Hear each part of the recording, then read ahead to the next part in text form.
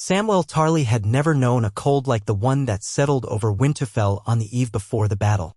The chill was deeper than any he had felt even on the Fist of the First Men or beyond the wall during those harrowing nights when he thought he would not see another sunrise. A brittle wind whipped through the stone courtyards, rattling shutters and clanging metal signs, and overhead the moon hung, pale and haunted, in a sky full of racing clouds. There was a hush in the corridors, an uneasy silence that crackled with the tension of thousands of men and women drawn to this place, all converging to fight for the living. Sam found himself in the library again, fingers trembling as he fumbled for the candle. The flame sputtered and danced, and somewhere in the old wooden shelves a draft pulled invisible threads of cold across his cheeks. He closed his eyes and exhaled, steeling himself against the tidal wave of fear that always threatened to overwhelm him. He had promised himself he would never be so frightened again. Not after the first time he had encountered a White Walker in the darkness, not after the many nights of terror he'd endured. But fear was the one thing that refused to let him go. Even now, as he immersed himself in the dusty tomes brought over from the Citadel, from the Winterfell vaults, from any corner of Westeros that might hold a clue on how to fight the nightmares to come, he felt his hands shake. His body remembered every horror he had witnessed, from the zombified corpses at Harhome to the creatures that wore ice for eyes. For a moment his mind whisked him back to Gilly and the baby. If he lost this battle, if all of them lost, there would be no more safe haven for Gilly, for their child, or for anyone else they loved. Sam forced the thought away. Tonight was not the time for panic. Tonight was the time to learn, to glean some final shred of wisdom from the ancient pages. If there was any chance that a line of ink on old parchment could save them, he had to find it. He hunched over the table, brow furrowed, reading by the flickering light. So many histories and theories, so many half-finished ravings from maesters who died centuries ago, and yet so little clarity. He knew about Dragonglass, about Valyrian steel, about the children of the forest and their wards. He knew that the Night King had once been a man, or at least he had once been mortal, but the true name of that man was lost to time. Or maybe it was hidden somewhere in these scrolls written in archaic tongues that Sam could barely decipher even with the help of every reference text he could find. The only certainty was that the dead were coming, and no wall of stone or ice could stand forever against that tide. He ran his finger along a line of runes, guessing at the translation. One must break the darkness by offering the flame of knowledge, but knowledge alone would not suffice. Weapons forged of dragonfire and steel were how men fought. Yet Sam had the faintest glimmer of understanding, that intangible sense of something deeper. Bran had told him that the Night King was bound to forces older than memory. Perhaps it was not a matter of simply stabbing him in the right place, or even who did the stabbing. It was a question of unraveling the magic that tethered him to this world. A knock on the door startled him so sharply that he slammed the book shut. Heart-hammering, he called out softly, "Who is it?" and the door swung open to reveal Jon Snow. Jon, stoic as ever, stepped inside, letting a rush of cold air follow him. His hair was wild from the wind, his eyes shadowed from lack of sleep, and his shoulders bore the weight of every life under his command. Sam could see it in his friend's face, that heavy dread of being responsible for so many. Jon had come to trust Sam's advice as much as any because Sam was the one who had proven time and again that his mind could unearth solutions no sword could find. "We need you out there, Sam," Jon said quietly, shutting the door behind him. "The others are gathering. We're going over final preparations for the defenses." Sam set the candle aside and rose. His legs felt stiff, and the thought of going outside filled him with a sudden spike of anxiety. Yes, of course. I was just... Jon followed Sam's gaze to the stack of books. "There's no time left to read. The dead won't wait for us to solve the secrets of history. We have to make our stand." He placed a hand on Sam's shoulder.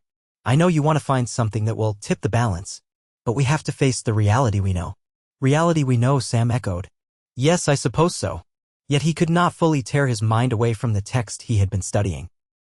A vague notion lingered in the back of his mind, a sense that perhaps they were close to discovering something more. But there was no time. Outside in the courtyard, the armies had gathered, the Unsullied standing in disciplined ranks, the Northmen bristling with swords and axes, the Knights of the Vale, and the free folk who had come as well, their loyalty hard-won but unwavering. A scattering of knights from the Westerlands had marched under Jaime Lannister's command, though their forces were pitifully small compared to the legion of the undead. Yet every sword counted. In the yard, archers tested bowstrings, men shared last meals, and the watchmen upon the battlements gazed into the darkness. Sam walked among them, occasionally bumping shoulders with warriors clad in armor he would never dare wear. Every now and then, a faint roar of dragons rumbled across the sky, Daenerys's children circling overhead like harbingers of doom and hope intertwined. Tyrion Lannister was there by a makeshift brazier, warming his hands while exchanging hushed words with Ser Davos. The two men paused and looked up at Sam's approach. Tyrion's mouth twitched with something that might have been a small smile or an acknowledgement of the bleak humor in this night. "Samwell," he said, "I trust you're not bringing any more dire news." Sam swallowed. "No more dire than we already have." Davos shook his head, a wry grimness etched into his features. "You'd think we'd have grown used to the hopelessness, but I don't suppose a man can ever get used to the end of the world." Jon and Daenerys were there, deep in conversation with Grey Worm and the others, finalizing the plan to draw the dead in and flank them with dragonfire. Bran sat by the weirwood, in that place of eerie calm, wrapped in furs. Beside him was Theon Greyjoy, watchful. Sam felt an odd pang at the sight of Bran. The boy or the young man was an enigma now. Somewhere in Bran's consciousness lay centuries of memories, or so it seemed. If only there was time to glean more from him to understand the Night King's vulnerabilities. But the hours had slipped away like grains of sand, and the horn that signaled the arrival of the army of the dead could sound at any moment. Night pressed upon them, relentless. Torches and braziers lit the walls. Ghostly shapes of dragons soared overhead, sometimes visible against the moonlight. Sam found himself standing near Ed Tollett, who shot him a half-smile of commiseration. "Sam, you're not planning to drop your sword and hide in a closet, are you?" Despite himself, Sam returned the ghost of a grin. "I might, if it were an option." His breath puffed in front of him. "But no, I'll try not to." Ed clapped him on the shoulder. "You survived more than I ever thought you would, Tarly. Maybe you'll outlive us all." It felt too close to a farewell. Sam bit his lip, resisting the urge to say something encouraging. Words, in these moments, felt empty. Instead, he inclined his head and walked on. Step by step, he found himself outside the gates, where the main body of defenders waited in lines. The moonlit field stretched into the black horizon, and Sam's imagination filled the unseen spaces with countless dead men and women, wights who walked without breath, hungering for living flesh. He shuddered. In his trembling hand, he clutched a dragonglass dagger. He had reason to remember how fragile courage could be in the face of an enemy that did not feel pain or fear. Soon, the horns began to blow, their low notes echoing across the land, reverberating in Sam's bones. Some of the men murmured prayers. The quiet tension of Winterfell's defenders gave way to braced determination. Swords were drawn, arrows notched, and an electric sense of doom spread through the ranks. Sam's stomach churned.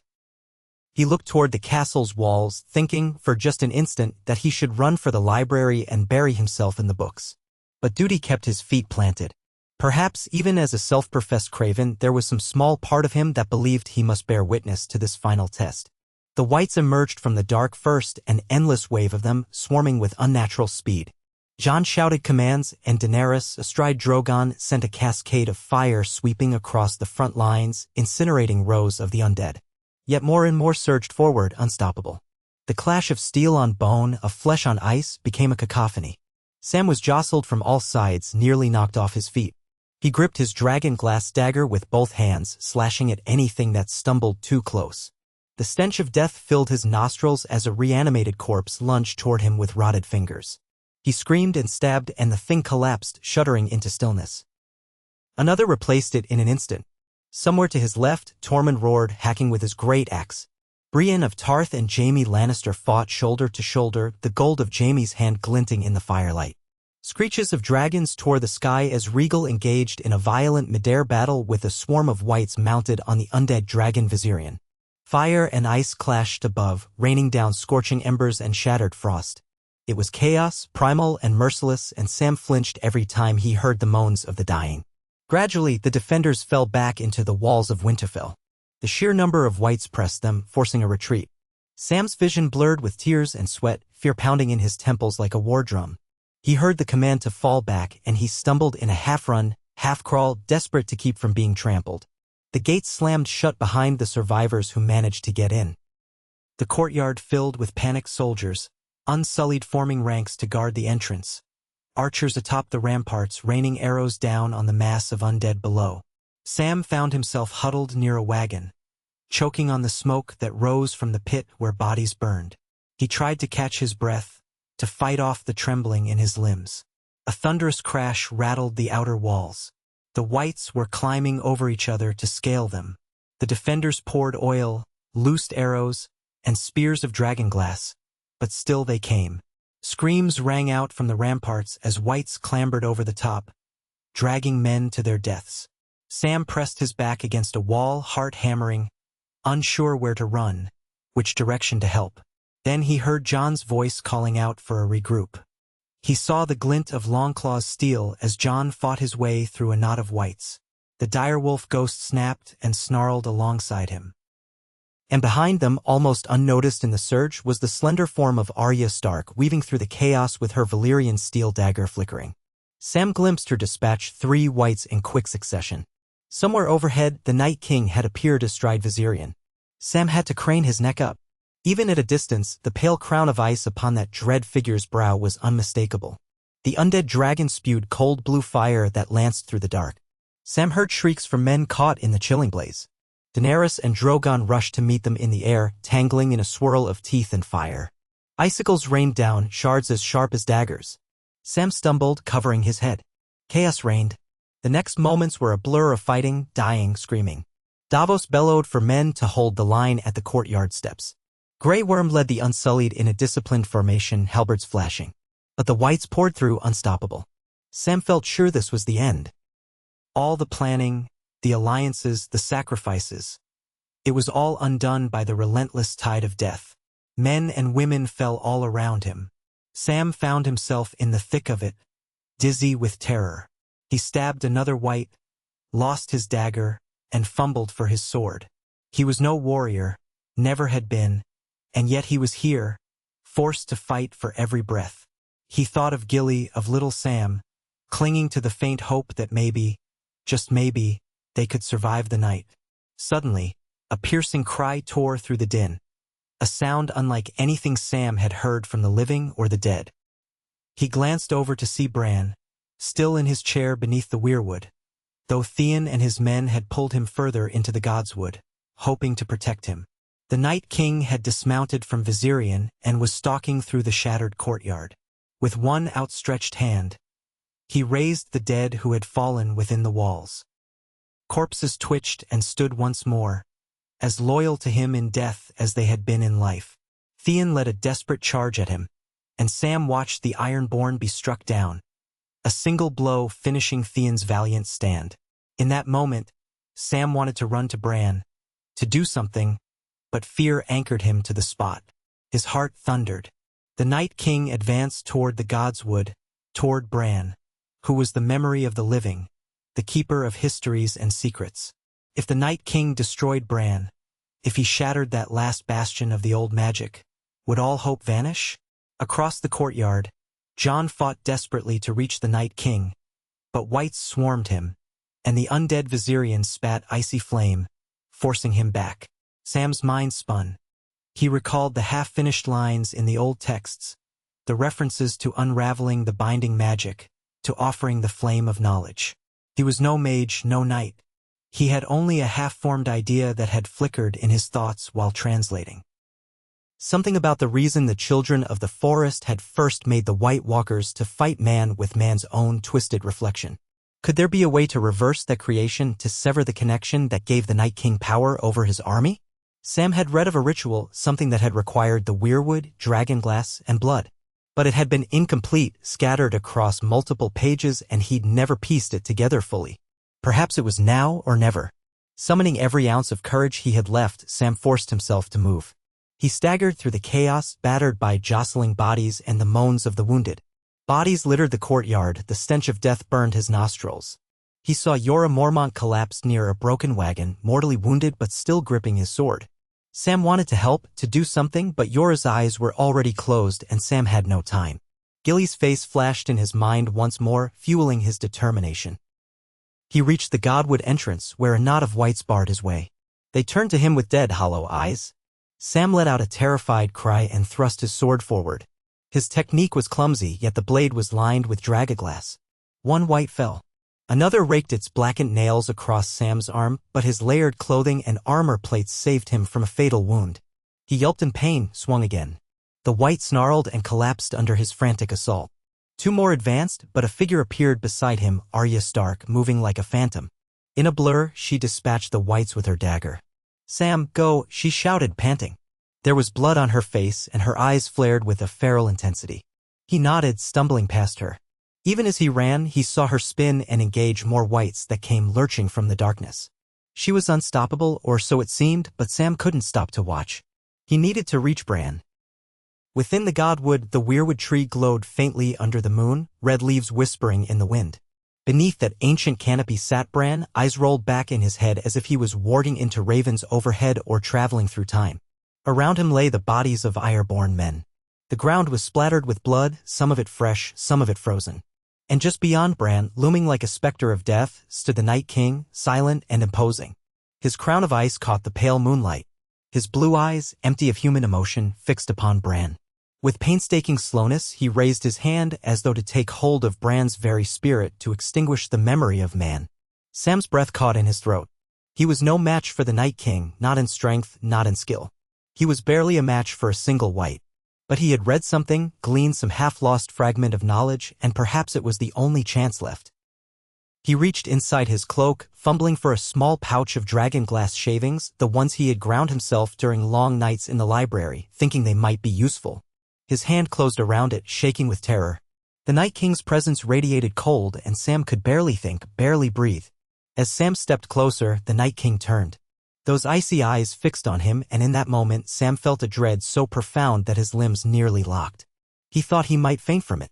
But he forced his feet to keep moving, forcing himself to swallow the bile of terror rising in his throat. He had to trust that the weirwood, this ancient living entity, might provide a conduit for the old magic. Tears stung his eyes. He remembered the texts that spoke of how the first men were bound to the land by blood sacrifice. Could that be the key? He dropped to his knees before the weirwood's roots, scrabbling in the snow until he found a thick root near Bran's chair. The Night King took a step forward, reaching for Bran with a hand wreathed in unnatural frost. There was no time. Sam pulled out the little knife from his belt, pressed it to his own palm, and slashed. He hissed at the sharp sting of pain. Blood welled from the cut and dripped onto the ground, onto the white roots. Next, he emptied a handful of dragon glass shavings over his bleeding hand. The shards burned like 1,000 needles piercing his flesh. The Night King let out a low hiss, perhaps sensing the disruption, turning from Bran to face Sam. Sam's heart thundered in his chest. He pressed his bloody, dragon glass-laced palm to the root of the weirwood, feeling the rough bark and the ancient power beneath. He tried to recall the words from the scroll, something about binding the darkness, reversing the creation. He closed his eyes and forced himself to speak. "Blood for the living, stone for the dead," he whispered, voice trembling. "By the old gods, remember." He did not know if he was reciting the correct incantation, or if there was any incantation at all. The words came unbidden, half from memory, half from desperation. Pain tore through his hand, and he nearly jerked away. But the Night King was close now, so close. Sam could feel the presence of death looming behind him. He turned his head, and there was the Night King's frost-rimed hand reaching out. Sam cried out, bracing for an impact, for a blow that would kill him instantly. Instead, something happened. A dull resonance shook the weirwood. The face carved into the trunk wept red sap, as if awakened from a slumber older than men. A sudden gust of wind tore through the god's wood, and the leaves rustled in a deafening cacophony. The Night King jerked back, momentarily taken aback. Sam teared in astonishment as cracks of ice appeared along the Night King's armored chest. It was as if some primal force had reached out from the roots, seizing the magic that sustained him. Bran's eyes snapped open, and for a moment, Sam thought he saw a flicker of understanding in them. Then the Night King let out a chilling roar, stepping toward Sam in fury. Sam scrambled to his feet, ignoring the agony in his hand. The Night King's sword came slicing down. Sam barely managed to raise his own blade in defense, but the force knocked him off his feet. He landed hard on his back, snow spraying around him. The Night King advanced, sword raised for a killing blow. Time slowed. Sam knew this was the end. Terror threatened to freeze him in place. But as he lay there, eyes wide, he glimpsed the spidery cracks upon the Night King's armor spreading, creeping over his skin. The old magic was at work. The Night King lifted his weapon high. Sam found one last spark of courage or desperation. He wasn't sure which, and with a hoarse cry he lunged upward with his dragonglass-lined sword. It felt like striking frozen steel. For an instant the blade caught on the Night King's chest, and Sam stared into those pale blue eyes. They shone with hatred immeasurable, a timeless malice that had existed since the dawn of man. Then the Night King shattered. A high, piercing sound like the crack of ice under immense pressure echoed through the godwood. The sword in his hand fell away, clattering to the ground. His body split into shards of crackling ice, dissolving into shimmering fragments that scattered across the roots of the weirwood. His crown collapsed into dust. Sam fell back, panting, his mind numb with disbelief. He felt a wave of intense cold pass over him, then vanish. In the space of a heartbeat, everything changed. All around Winterfell, the wights collapsed, crumbling to the ground like puppets with severed strings. The undead dragon Viserion shrieked in the sky, then spiraled downward, crashing in a burst of shattered ice. Jon, Daenerys, and all the defenders stared in astonishment as the threat that had loomed over them for so many years disintegrated in an instant. The army of the dead was no more. The Night King was gone. Sam lay there gasping for breath, eyes wide, unable to process what had just happened. Bran stirred, blinking rapidly as if returning from a long journey. He gazed at Sam, his voice oddly calm for the moment. "You did it," he said, as though he had foreseen the outcome but had not interfered. "Thank you." Sam looked down at his wounded hand, still bleeding, still encrusted with the dragonglass shards. He swallowed hard, tears streaking his face. He had never dreamed this might be his role. The scholar. The self-proclaimed coward. And yet here he was, the one who had ended the Night King. A wave of relief and sorrow washed through him, almost too much to bear. He found himself weeping, his body racked with sobs of exhaustion, pain, and an overwhelming sense of wonder. All around him, the once chaotic courtyard had fallen silent except for the groans of the wounded. Living men and women were stunned, gazing about at the heaps of the now truly dead. Jon rushed into the godwood, sword in hand, eyes wild. He saw Sam on the ground and Bran, unhurt. "Sam," he called, and there was a crack in Jon's voice that Sam recognized as shock. What happened?" For a moment, Sam couldn't speak. He tried to form words, but all that emerged was a trembling, breathless laugh, half hysterical. Then he shook his head. It was the old magic, he managed, struggling to sit up. "Dragonglass, my blood, the weirwood," he trailed off, uncertain if any rational explanation could capture what had transpired. Jon stared at the shards of ice and armor that lay scattered around Sam. Slowly, realization dawned. He extended a hand, helping Sam to his feet, and then pulled him into a fierce embrace.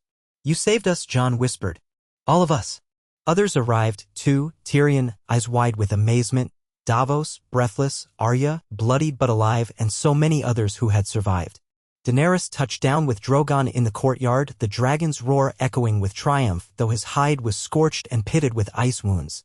All of them converged on the godwood, looks of disbelief and relief mingling on their faces. For a few moments, no one spoke. Then a cheer went up, a ragged, disbelieving cheer that grew stronger and stronger until it echoed across the ramparts of Winterfell. The men and women who had braced themselves for death now had hope, thanks to Samwell Tarly. In the subsequent hours, they tended to the wounded, gathered the dead, and fought to comprehend the enormity of what had occurred. Sam wandered through the courtyard in a daze, ignoring his pain, refusing even to bandage his hand until Gilly found him and scolded him properly. She cleaned his wound with trembling fingers, tears in her eyes. "I thought you were gone," she whispered. "Everyone said the Night King was here, that no one could stop him." Sam had no words, only a shaky smile.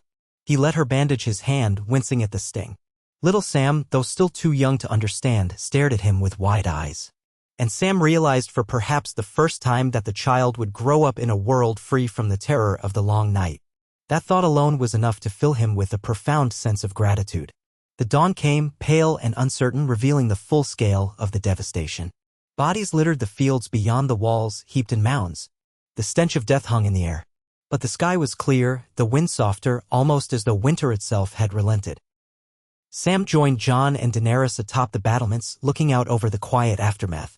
"We still have Cersei to contend with," Daenerys murmured, her tone subdued. "And the realm will need to be rebuilt." But even her voice lacked the fierce edge it once held. Something had changed in them all. The great existential threat was gone, the threat that transcended crowns and feuds. A hush of awe lingered in the morning light. John turned to Sam. "We owe you everything, Sam," he said, his voice hoarse. "I can't even begin to thank you or repay you." "You don't have to," Sam replied, gazing at the rising sun. "We did what we had to do." He paused, feeling the odd weight of it. "Though I don't rightly understand any of it. I read something, and it seemed like a chance. The weirwood, perhaps it remembered the old spells from before the first men broke their pact." He trailed off. Sometimes it was enough that it worked without fully knowing why. Tyrion joined them, wearing a weary but genuine smile. "You'll be a legend, Samwell Tarly. The man who slew the Night King. They'll sing songs about you." Sam blushed. The notion was ludicrous. He, who had cowered and cringed his way through life, now immortalized in song, felt surreal. But perhaps that was the nature of extraordinary times. Men and women rose to challenges they never thought they could meet. In the days that followed, there was a somber yet hopeful atmosphere in Winterfell. Funerals took place, pyres lit for those who had given their lives in the battle. Hundreds upon hundreds were honored, their names read aloud in hushed ceremonies. Sansa Stark, stoic yet teary-eyed, presided over many of these rites, ensuring that the fallen were remembered. Sam assisted with the identification of bodies where possible, using what little he had learned as a maester in training to provide comfort to grieving families. He had never been comfortable with gore or death, yet now he found himself kneeling by corpses, saying a few gentle words, offering a measure of solace. There was a new strength in him, one tempered by the unlikeliest victory. Gilly stayed by Sam's side, keeping him steady. Late in the evenings, when the halls grew quiet, she would take his bandaged hand in hers and gently kiss his knuckles. "You're my hero," she would say, her eyes warm with admiration. And Sam would feel tears sting his eyes again because he never believed he could be anyone's hero. Slowly, the question arose of how exactly the Night King was defeated. Soldiers muttered about Sam and the weirwood, rumors spreading that he had performed some forbidden magic. At first, it unsettled Sam because he was no sorcerer, no miracle worker. But the truth was simpler and more complex all at once, a combination of ancient knowledge, luck, and sheer desperation. He explained the best he could to Jon, Daenerys, Tyrion, and a few others who insisted on hearing the full story. Some were skeptical, but Bran confirmed aspects of it in his calm, distant manner, saying that the weirwood held memory and power older than men, that Sam had awakened a vestige of that power. Jon, for his part, seemed content to accept the explanation. "You did what you had to," he said. "That's all that matters." Word spread throughout the north and beyond. The Night King was no more. The threat of the undead had been ended by Samwell Tarly, once a steward of the Night's Watch, who had discovered a hidden method in the old texts. Some called him Sam the Wise, others Sam the Brave, and still others Sam the Dragonslayer of the Dead. Each name embarrassed him more than the last, though a part of him glowed with a small, quiet pride. He thought back to the day he had first joined the Night's Watch, the day he met Jon Snow, the day he was singled out by Ser Alliser Thorne as a hopeless craven. It seemed a lifetime ago. That Sam Tarly might never have believed what he was capable of doing. Meanwhile, life returned to Winterfell, in a sense. Survivors rebuilt walls, repaired gates, tended to farmland ravaged by White Walkers. The devastation was immense, but there was no unstoppable winter pressing on them anymore. Bran, in his mystical way, claimed that the seasons would move again in their natural cycle, that spring would come. That was enough to inspire hope in hearts that had nearly given up. Some men and women departed for their homes to see if their families had survived or to rebuild what had been destroyed. Others pledged loyalty to Daenerys as she prepared to march south and claim the Iron Throne if there was anything left of King's Landing to claim. Yet all these concerns, once overshadowed by the apocalypse, felt almost trivial now. Death had come to the door of every living soul, and they had pushed it back, thanks to Sam. Jon, determined to keep the North safe, consulted with Sansa and Arya about how to move forward. They held councils in the Great Hall of Winterfell, Tyrion and Daenerys in attendance. Sam often found himself invited too, a seat reserved for him at the table. At first, he wasn't sure why. He had no love for politics, no thirst for power. But the others valued his insight, and it was clear that a new age of governance might require knowledge as much as force. He would look at Daenerys across the table, see the flicker of gratitude in her eyes that a single man's courage had saved her dragons, her cause, and the entire realm. That knowledge was humbling. Of course, challenges remained. Scouts brought news that Cersei still held King's Landing, her army intact. The Golden Company was rumored to be stationed near the capital. With the threat of the undead gone, Cersei might consolidate her rule, unencumbered by the worry that had once forced her into an uneasy alliance. Jon and Daenerys contemplated a final campaign. The men of the North, battered and exhausted, were reluctant to march again. But they would, if called upon, for the sake of a united realm. Sam saw the wheels of history turning, the struggles for power resuming. As much as the living had united to fight the dead, old rivalries would inevitably return. He felt a pang of sorrow for that truth, but also an acceptance. Such was the way of men.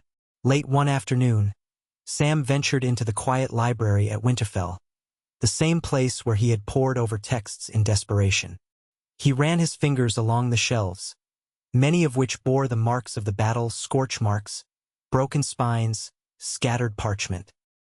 He picked up a familiar tome, the same one he had been reading on that final night before the army of the dead attacked. With a careful hand, he turned the pages until he found the passage about the creation of the White Walkers. Reading it again, he realized how fragmented it was, how incomplete. Yet somehow in the heat of the moment he had pieced together enough to attempt that desperate ritual. He couldn't help but wonder if the old gods themselves had guided his hand, or if it was simply the culmination of small choices leading him to that pivotal moment. He remembered how the Night King shattered at his blade, the surge of old magic coursing through the weirwood. He could almost feel the echoes of that power lingering in the library, or maybe it was just his imagination. Perhaps, he thought, men would never fully understand the forces that shaped their destinies: ice and fire, godwood and citadel. The important thing was that they had found a way to survive. Behind him, he heard a soft footstep, and he turned to see Bran in the doorway, gazing at him with those uncanny eyes. Bran seemed more at peace now, but there was still that distant, all-knowing expression. "Samwell," Bran said gently. "It was always going to be you." Sam frowned. "What do you mean?" Bran rolled his chair closer, the old wood creaking. "I saw many timelines, many possibilities. In most, the Night King prevailed. But there was always a sliver of hope in the one path where knowledge met bravery, where a man who was afraid found the courage to do the unthinkable." His face softened. "I couldn't act directly. It had to be your choice. It had to be your heart guiding your hands." A rush of gratitude and trepidation flooded Sam. "You saw all that, yet you didn't tell me?" "I couldn't. If you knew, you might have lost heart or changed your path. Destiny is delicate. It must unfold." Bran paused, his gaze drifting to the shelves. "You understand, don't you? We have to live our choices." Sam nodded slowly, accepting the strange logic. He remembered all the times he had nearly died, all the choices that had led him here, from leaving Horn Hill to joining the Night's Watch, to stealing his father's sword, to making the long journey south to the Citadel. Each step had been uncertain, each step fraught with fear. And yet every decision had brought him closer to that defining act in the Godwood. Bran departed quietly, leaving Sam alone with his thoughts. Outside, the day wore on and the sun dipped lower, casting long shadows through the library windows. Sam traced his hand over the scar on his palm, a faint line now, but still tender to the touch. He would carry that mark for the rest of his life, a reminder of the night he looked death in the eye. Perhaps men in taverns across Westeros would tell tales of the Night King's demise, no doubt embellished and retold 1,000 different ways. In some versions, Sam would be a towering hero wielding a flaming sword. In others, he might be a cunning sorcerer or the champion of the old gods. The truth would inevitably fade into myth. But he had lived it, and so had the others who survived. Soon after, word came from the south that Cersei Lannister was mobilizing her forces, seeking to take advantage of the realm's exhaustion. Preparations began for a new war. The battered armies of the living had only just laid their dead to rest, and now they were asked to fight once more. Jon would lead men, Daenerys would bring dragons, and alliances would be tested again. Through it all, Sam assisted, though his heart ached at the thought of more bloodshed. He had seen enough death to last a lifetime. A council gathered in the great hall of Winterfell. Sansa, regal and composed, spoke of the North's readiness to defend its lands, though she voiced concerns about food stores and the state of the region. Arya stood off to the side, watchful, ever the silent guardian of her family. Tyrion, with careful words, laid out the strategic approach for dealing with Cersei. Davos offered insight on supply lines. Jon was torn between his vow to protect the North and his allegiance to Daenerys' cause. Through it all, Sam listened, occasionally offering a suggestion. He could still see the weight of leadership pressing down on Jon's shoulders, the burden of saving the realm, a burden Jon had carried for so long. But now that burden was shared in a way it had never been before. The men and women in the hall looked to Sam with respect and acknowledgement that his knowledge had saved them. He was no longer the awkward steward at Castle Black. That too felt surreal. He thought of his father, Randall Tarley, who had berated him for his love of books and called him a disgrace to House Tarley. If only his father could see him now. But then again, Sam realized it didn't matter. He had found his worth in the eyes of those who truly mattered, his friends, his family, and the realm he had helped save. As the council ended, Jon approached Sam with a smile tinged with sorrow. "When we march south, we'll need you, Sam," he said. "As an advisor, a maester, whatever you want to call yourself. Your counsel could save lives." Sam nodded, though he felt a pang in his chest. "I'll do what I can. Always." And so it was decided. Winterfell would remain the stronghold of House Stark. Sansa would oversee governance in the north. Arya, restless, might ride out to scout or handle special tasks that required her unique skills. Jon and Daenerys would march on King's Landing, uniting loyal forces under their banners to depose Cersei. Sam would accompany them, though his heart yearned to stay with Gilly and the baby to enjoy a peaceful life at last. Yet he couldn't ignore his sense of duty. The realm was still in turmoil, and there was no guarantee that the White Walkers were the last threat Westeros would ever face. Knowledge had saved them once, perhaps it would again. Before they departed, there was a feast to honor the fallen and celebrate the living. The mood was subdued but filled with camaraderie.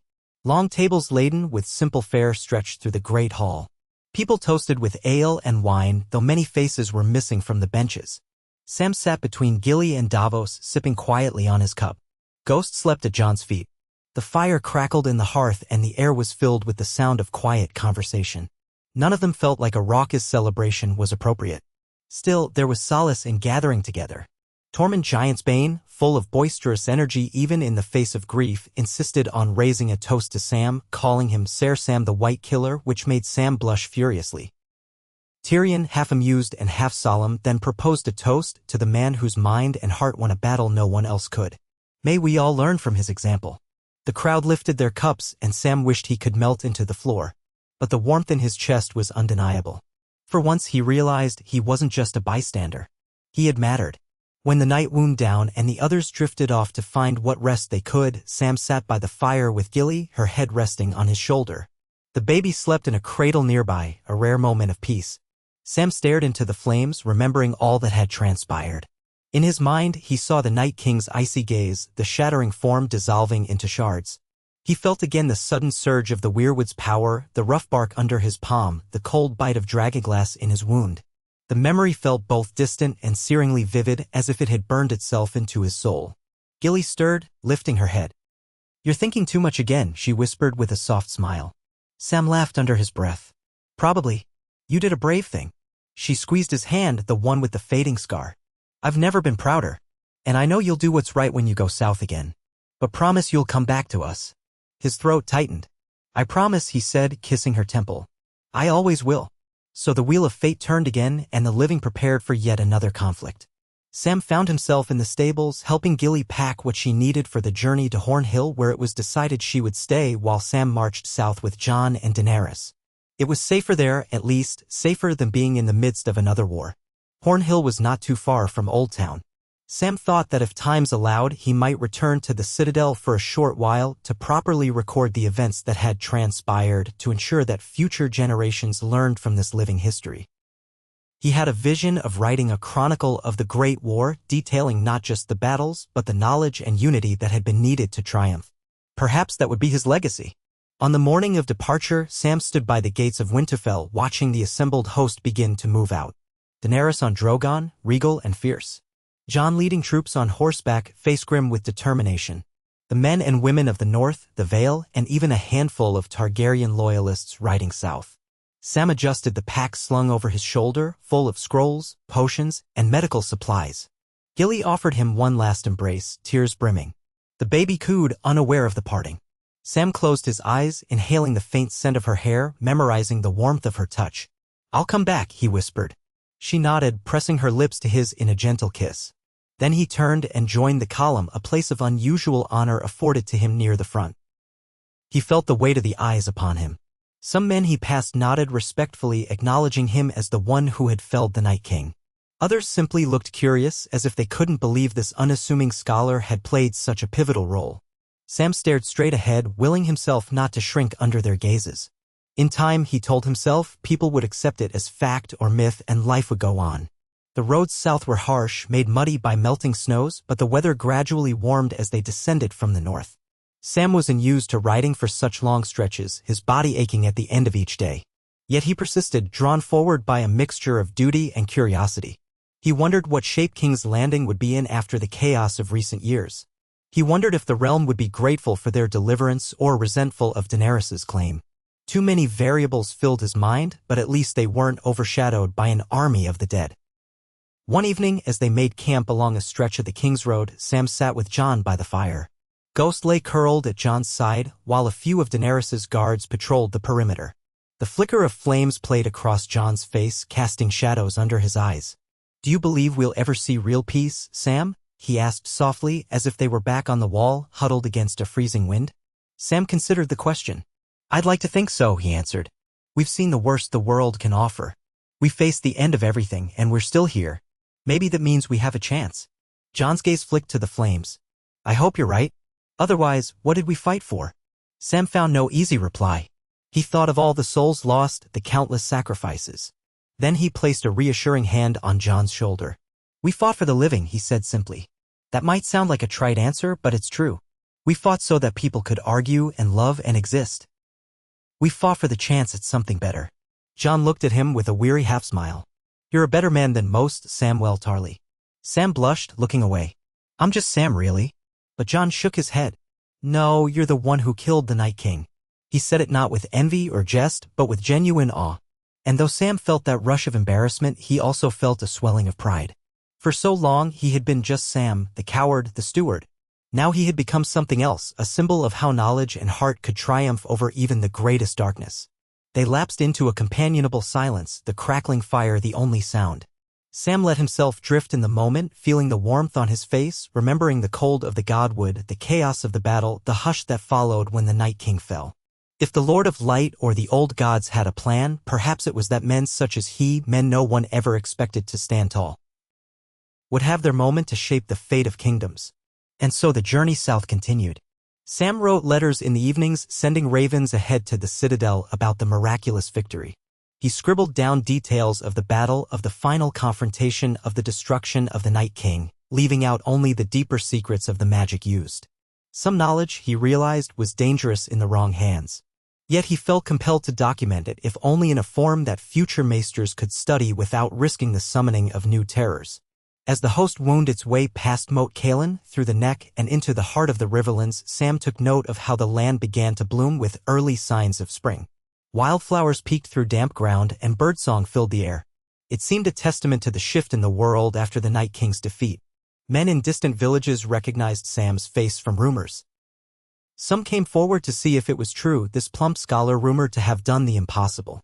Sam tried to avoid the attention, but now and then he answered a humble greeting or accepted a small token of gratitude, fresh bread, a jar of honey.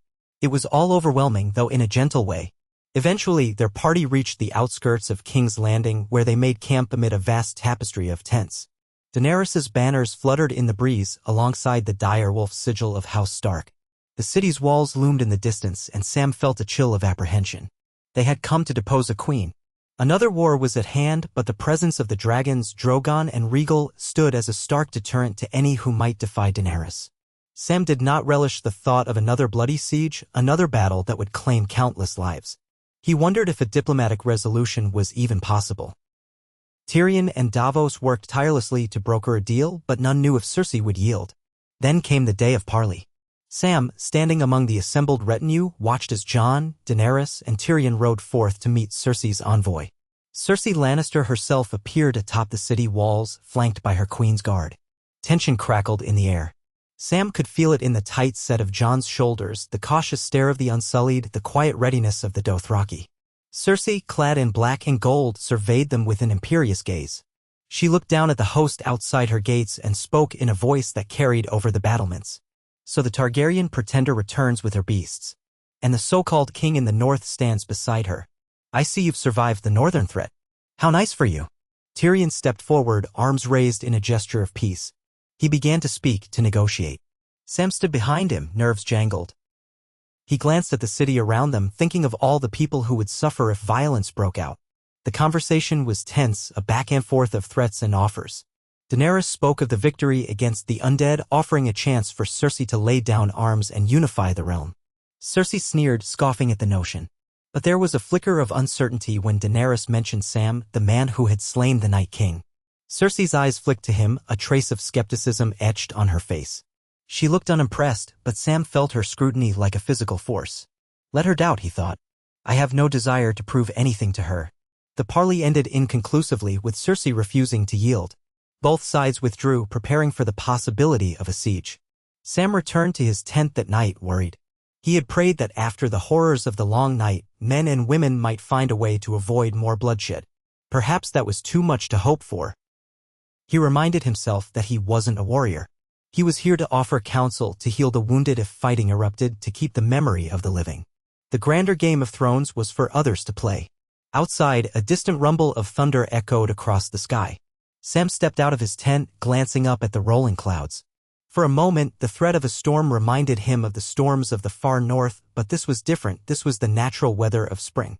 Somewhere, across the fields, men sharpened swords and hammered armor for the coming conflict. Sam closed his eyes, recalling the moment in the Godswood when time seemed to freeze, when he had felt the full weight of fate in his hand. If he could do the impossible once, could he somehow help avoid another slaughter? Perhaps. Perhaps not. But he had to try. And so, the days leading up to the siege were spent in tense preparation.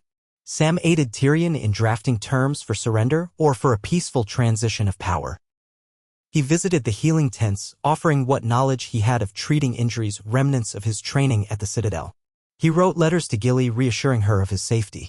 He prayed that the final confrontation would end swiftly with minimal casualties.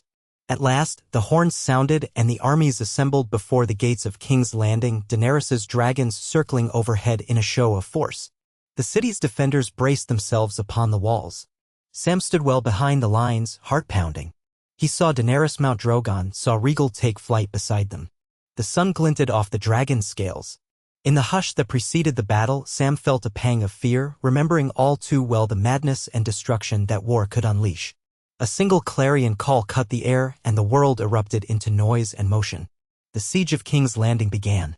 Ballistae on the walls hurled bolts at the dragons. The gates shook under the rams. Men clashed in the shadow of the city walls, steel ringing on steel. Daenerys, from the back of Drogon, unleashed jets of dragon fire, scorching the battlements. Jon led the ground troops, forging a path through the outer defenses.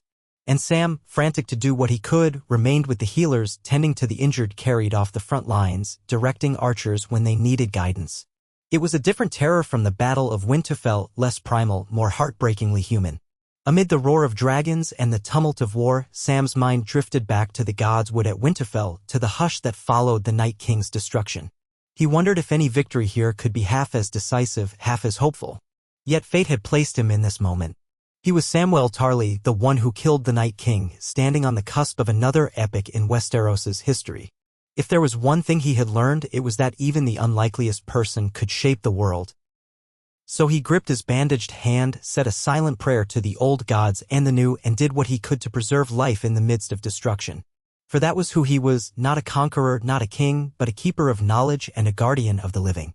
High above, as if in answer, the thunder rumbled again, mingling with the roar of dragons, and the clouds parted just enough for a shaft of sunlight to illuminate the field below. Sam glanced up, feeling the warmth on his face. And in that simple golden beam, in the midst of chaos, he sensed that maybe, just maybe, a kinder spring was waiting on the other side of war. He clung to that hope, for hope was all the living had, and the living had prevailed once already. Therein lay the promise of another dawn. Cannon fire echoed across the scorched field outside King's Landing, underscoring the steady thrum of war drums and the frenzied shouts of men locked in brutal combat. The sun rose high in a hazy sky, a blur of smoky orange that left the battlefield bathed in strange half-light. Even in the midst of the city's final defense, Samwell Tarly couldn't help but notice how the sky resembled a dying ember. He had never longed for a quiet library more than in these dreadful moments. He stood behind the front lines, pressed among the tents where wounded men were dragged for a chance at survival. The banners of House Targaryen, House Stark, and the other loyal lords fluttered in the hot breeze. Clangs of steel and the hiss of arrows whistled overhead as Daenerys's unsullied and Northmen advanced upon the city walls. Sam's hands, already clammy with sweat, shook as he tried to focus on the battlefield. But he was no soldier. He was a scholar, a man who wanted to record truth. His role here was mostly tending to the wounded, passing along instructions he'd learned as a novice maester, and offering comfort where he could. Early in the day, as the horns of battle blew, he'd slipped on a boiled leather vest over his tunic and carried his sword, though he hoped never to draw it. Once he had faced the dead and won a victory so impossible that it still made his heart pound when he recalled it. Now he had no illusions that his place was with the knights and captains at the city gates. He had done his part for the living, and if the living were determined to bleed themselves over a throne, Sam could only hope to save what lives he could. He crouched beside a soldier whose leg was bent at an impossible angle. The man's eyes were rolled back, sweat pouring down his face. He was delirious, moaning. Sam pressed a rag to the man's brow and tried to recall a remedy for the pain. His pack was filled with odd supplies, small jars of poppy milk he'd prepared the night before, bandages, salves. Gingerly, Sam worked the poppy milk between the soldier's cracked lips. "Sip, just a sip," Sam murmured. The soldier forced himself to swallow. His moans subsided slightly, though his eyes fluttered still. Sam pressed on the wound, feeling warm blood seep between his fingers. He grimaced. He had no illusions. The soldier's chance of survival was slim if the bone was crushed. But perhaps with swift attention he might stand a chance. A deeper part of Sam loathed the necessity of it all. They had survived the long night. They had thrown off the shadow of the dead. Now men were killing each other for a crown that had changed hands so many times, it was impossible to name all who had worn it. From the corner of his eye, Sam noticed Davos Seaworth arriving on horseback, his gaze scanning the tents for something or someone. The older man dismounted, wincing at the noise of the battlefield, then strode through the rows of the wounded. "Sam!" he called, stepping carefully around the stretchers. Sam stood, wiping his bloody hands on a rag. "Ser Davos, what is it?" Davos offered a grim nod in greeting. "Jon needs counsel. The walls are holding stronger than expected. The gold cloaks are defending fiercely, and Cersei has archers on every tower. We've lost a score of men already. Tyrion thinks, well, we're trying to keep a lid on the destruction, but you know how war goes." Sam's stomach twisted. He recalled the plan they had formed on the road. Minimize civilian casualties, use the dragons to force surrender rather than reduce the city to cinders. But war seldom heeded the best-laid plans. "What can I do?" Sam asked quietly. "I'm no strategist. You're one of the few souls Jon trusts absolutely. He needs you at the command post." Davos glanced around. "Besides, you shouldn't be here alone if the lines shift. We could lose this ground in minutes if things go poorly." Sam nodded. He cast a reluctant look at the wounded, then handed his satchel of supplies to the next man over, an older soldier with a shred of medical experience. "Keep them sedated," he said softly. "If infection sets in, there's a tincture in that jar." The soldier gave a curt nod, and Sam reluctantly turned away. He followed Davos through the labyrinth of canvas tents, mud, and wounded men, the roar of battle growing steadily louder. They passed a row of horses, spooked and stamping the dirt, and pressed on toward the outskirts of the front line, where Jon and Tyrion had established a makeshift command post behind a series of appended wagons. Once there, Sam saw Grey Worm directing Unsullied with clipped orders. The soldiers moved in perfect discipline. Archers along the flanks notched arrows, waiting for the next volley. Jon stood in the thick of it, Longclaw strapped at his hip, his dark hair matted with sweat. He turned as Davos and Sam approached. The relief in Jon's eyes was evident, relief mixed with the same strain that had dogged him since the earliest days of the war against the dead. "Sam," he said. His voice was ragged from shouting commands. "We're hitting them hard, but they're hitting back. Qyburn has outfitted the walls with scorpions for the dragons. Daenerys nearly took a bolt to Drogon's wing." Sam's heart jolted. He remembered watching Daenerys's dragons circle overhead in Winterfell as they battled the Night King's undead Viserion. Another dragon lost would be devastating politically, militarily, and personally for Daenerys. Tyrion emerged from behind a wagon, his face streaked with dust.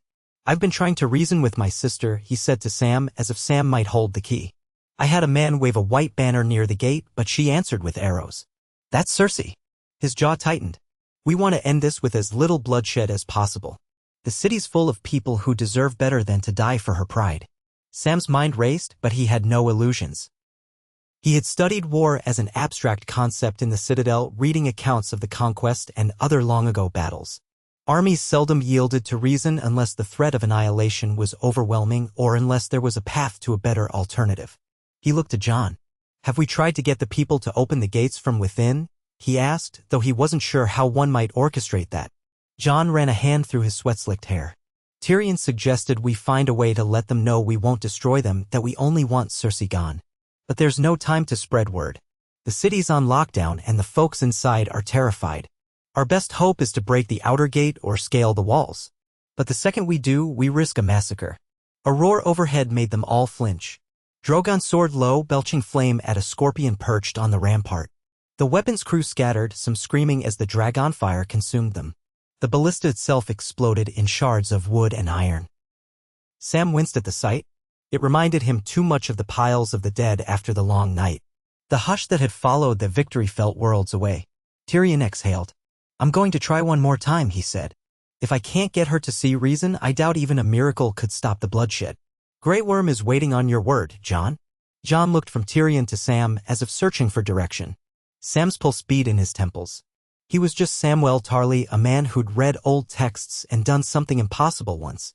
But now people looked to him as if he possessed an answer. If she won't listen, Sam said Tly, we'll have to breach the walls carefully. Keep the dragons in reserve if possible. Fire does horrifying things to people. Jon nodded, lips pressed together. Grey Worm, he called to the commander. Prepare a contingent to scale the northeastern tower. We'll keep the main force at the gate for a diversion. Grey Worm bowed his head in acknowledgement. As you say, my king, he replied, his accent clipped with tension. He began relaying the plan in High Valyrian to the officers. Tyrion muttered, I'll go to the front lines, wave a white flag again, and see if I can at least speak to Qyburn or someone else under Cersei's command. Perhaps we can reason with them. He shot Sam a wry look. Pray I'm not riddled with arrows. You, dear Samwell, can pray even louder. Sam offered a thin smile. You know I will. They parted ways in that swirl of urgency. Sam found himself next to Jon, who walked with quick strides through the lines, conferring with captains. Men wearing the sigils of houses Mormont, Glover, Royce, and Targaryen lined up, waiting for the order to push. Sam recognized a few of them from Winterfell bearing the scars of the last Great War. Yet here they stood again, ready to die. Another pang of sorrow lanced through him. This was not supposed to be how it ended. They reached a vantage point where Sam could see the gates, iron and oak, reinforced, battered but not yet broken. Archers in the turrets rained arrows on the assembled attackers. The Unsullied below raised shields in a near-impenetrable phalanx, returning volley after volley. The noise was incredible, a thunder of catapults, distant screams, the hiss of scorching flames. Sam watched Tyrion ride a white horse toward the base of the gate, a small white banner in his grip. Immediately, the arrows slowed. A hush fell along the line as both sides wondered what might happen. Sam dared to hope that the Lannister soldiers would let Tyrion speak, that perhaps some hidden compassion remained in them. Tyrion reined in his horse, calling up to the walls. Though Sam couldn't hear Tyrion's words, he could see the dwarf's arms raised, gesturing, as if pleading for sense. A figure appeared on the battlements, Qyburn in all likelihood, though Sam was too far away to make out his face. The two exchanged words across the gap. Neither seemed pleased. Finally, Tyrion lowered the banner. It drooped like a wilted flower in the early afternoon sun. Sam saw Qyburn step back, and an instant later, a pair of archers leveled bows at Tyrion. He spurred his horse at once, galloping back toward Daenerys's lines as arrows cut through the air. He narrowly avoided being skewered, the shafts burying themselves in the dust behind him. Sam felt a rush of cold dread. They had tried to talk, and it failed. War it would be. Jon's expression hardened. That's it, he said quietly. They won't yield. He motioned to Grey Worm. Take the tower. But if you see them surrender, pull back. We don't want needless slaughter. Grey Worm inclined his head, and Sam saw in the commander's eyes a flicker of understanding that might have been regret or resignation. Men began rushing forward. Ladders raised, grappling hooks thrown. The Northmen who had joined Grey Worm hammered at the gates with a massive ram. Arrows rained down, pinging off shields. Smoke from burning siege towers drifted in black clouds, stinging Sam's eyes and throat. He remained behind the lines, holding a small shield he'd been handed by some soldier who thought he might need it. Indeed, an occasional arrow or stray shot landed near him. He crouched behind a wagon, breath coming in ragged bursts. This was different from the Battle of Winterfell. Then they had been united in a single purpose, to save humanity. This was men killing men for reasons some might call righteous, others might call selfish. Sam had never felt so heartsick. Daenerys and Drogon soared overhead again, letting out another stream of fire. This time it raked across the ramparts where scorpions were manned, turning ballista operators to char. The watchers on the walls scattered. Sam spotted Regal in the sky too, flapping in an arc around the southwestern tower. The sound of a dragon's roar reverberated through the city.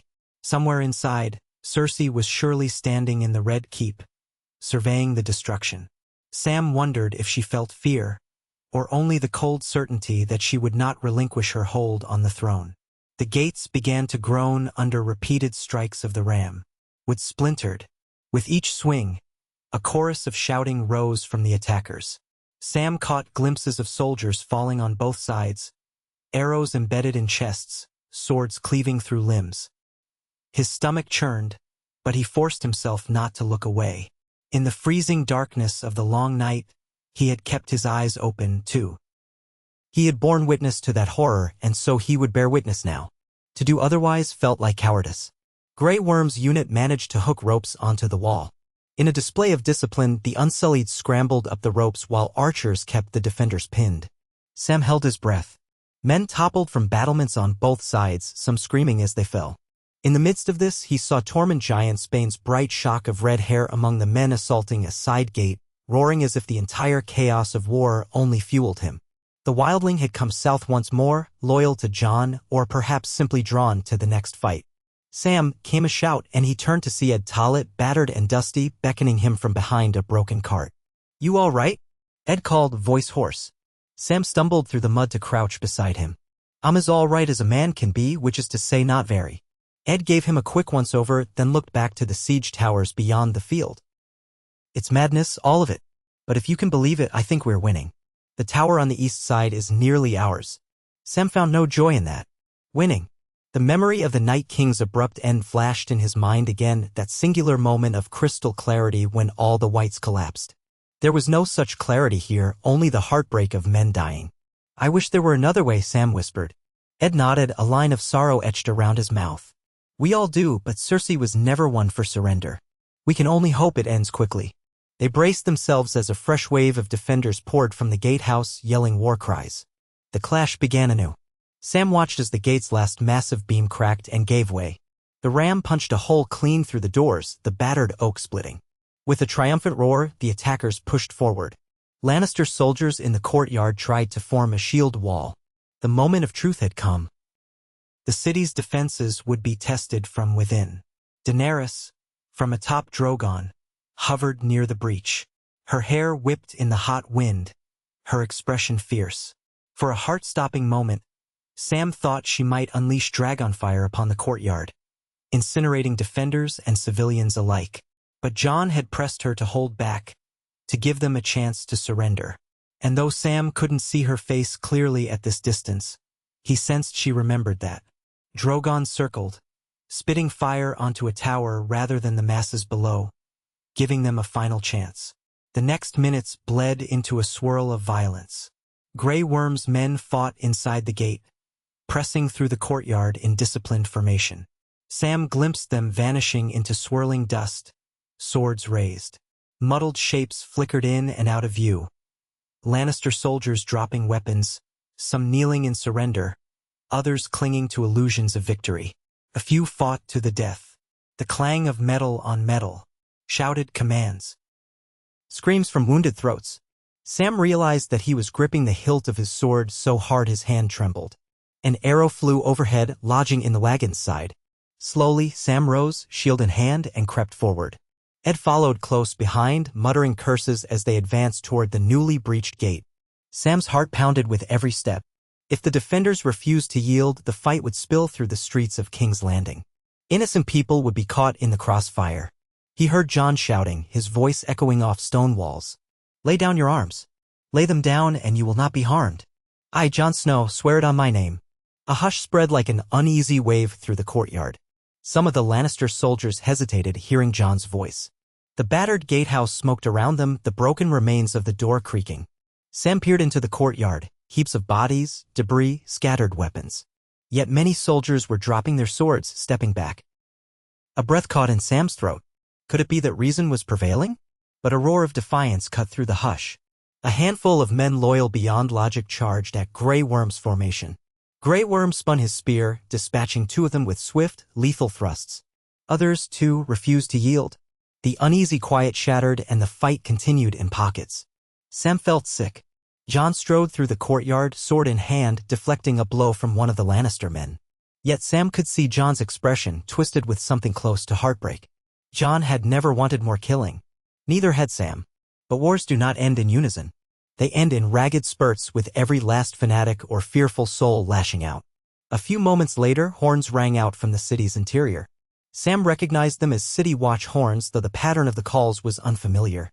The sound bounced between stone walls, carrying a plaintive tone. Confusion flared in the courtyard. Some men paused, looking around in panic. Sam's pulse hammered. Could it be that reinforcements had arrived for Cersei? Or was it a signal for the defenders to retreat? In that confusion, Sam dared to step through the shattered gate into the courtyard, shield at the ready. Ed hovered behind him, scanning for threats. The air was thick with dust and the coppery smell of blood. Screams echoed from somewhere deeper in the city, perhaps the civilians hiding behind shuttered doors. Ahead, Sam saw the white lion sigil of House Lannister torn from a broken standard. Grey Worm and his Unsullied had formed a perimeter around a cluster of kneeling soldiers. Jon was there too, urging them to stay down, that no harm would come to them if they laid down arms. "Sam," Ed hissed at his side. "We should keep our heads down. Who knows what's around the corner?" Sam nodded, mind racing. The horns had fallen silent, replaced by the moan of the wounded. Overhead, Drogon circled, letting out a thunderous cry. Then, without warning, a new wave of Lannister men emerged from an archway led by a knight in ornate armor, the Lannister lion emblazoned on his breastplate. They halted upon seeing the slaughter in the courtyard. Some stared at the kneeling men, others glanced at the dragon overhead. "Stand down," Jon shouted, voice raw. "If you fight, you will die. Lay down your arms and your lives will be spared." For a moment, the knights exchanged glances. Then one, with desperation etched on his face, flung his sword to the ground. Another followed, and another. Soon most had dropped weapons. The knight in ornate armor looked around, eyes heavy with dread, and removed his helmet. Sam saw he was older, face lined by war. He tossed his helmet aside, then let his sword slip from his hand, its clang echoing on the flagstones. Jon exhaled, shoulders slumping. Grey Worm kept his spear at the ready, but did not strike. The courtyard felt caught between life and death, a teetering scale that might tilt either way. Sam felt his own legs threaten to buckle with relief.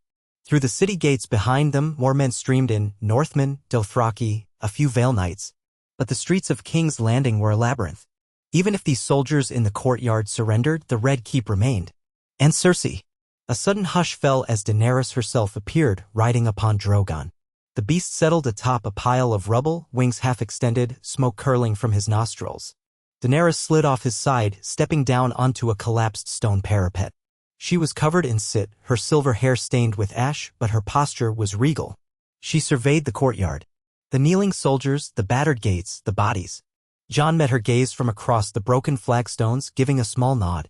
Sam watched as she approached, her eyes reflecting the swirling dust and flame. A single unsullied soldier trailed her, presumably for protection, though she seemed unafraid of anything at this moment. She looked upon the soldiers who had surrendered, then spoke loudly enough for all to hear. "I am Daenerys Stormborn of the House Targaryen, breaker of chains, and I claim the Iron Throne by blood and right. Lay down your arms, accept my rule, and you will live." Her voice carried a fierce authority, tempered by the faint tremble of anger or adrenaline. The Lannister soldiers remained on their knees, silent, though some cast uneasy glances at the dragon perched behind her. Jon stood at her side, sword lowered, as if to reassure them he would keep her vow of mercy. One of the kneeling soldiers spoke up, trembling, "We yield. We yield, your grace." It came out in a rush, a desperate plea for life. Slowly, a half-dozen others echoed the sentiment.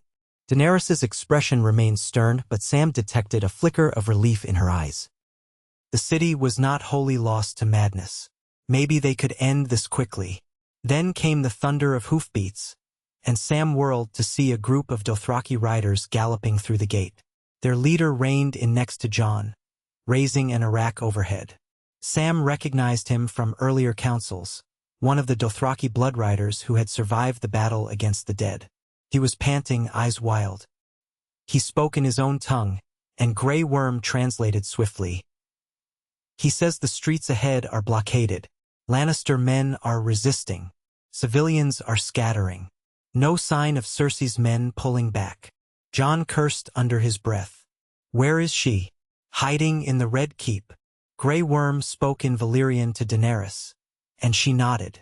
She won't leave her fortress, Daenerys muttered, her voice taut with frustration. I must go. Jon caught her arm. If you take Drogon into the city's inner streets, you risk burning half the city. We've proven our strength. Let's push forward on foot. Let me handle it. If we can get close enough to the Red Keep, maybe we can force a parley or a surrender. Daenerys gave him a searching look, then turned her gaze to Drogon. The dragon snorted, flapping his wings, sending plumes of dust swirling. She hesitated, clearly torn.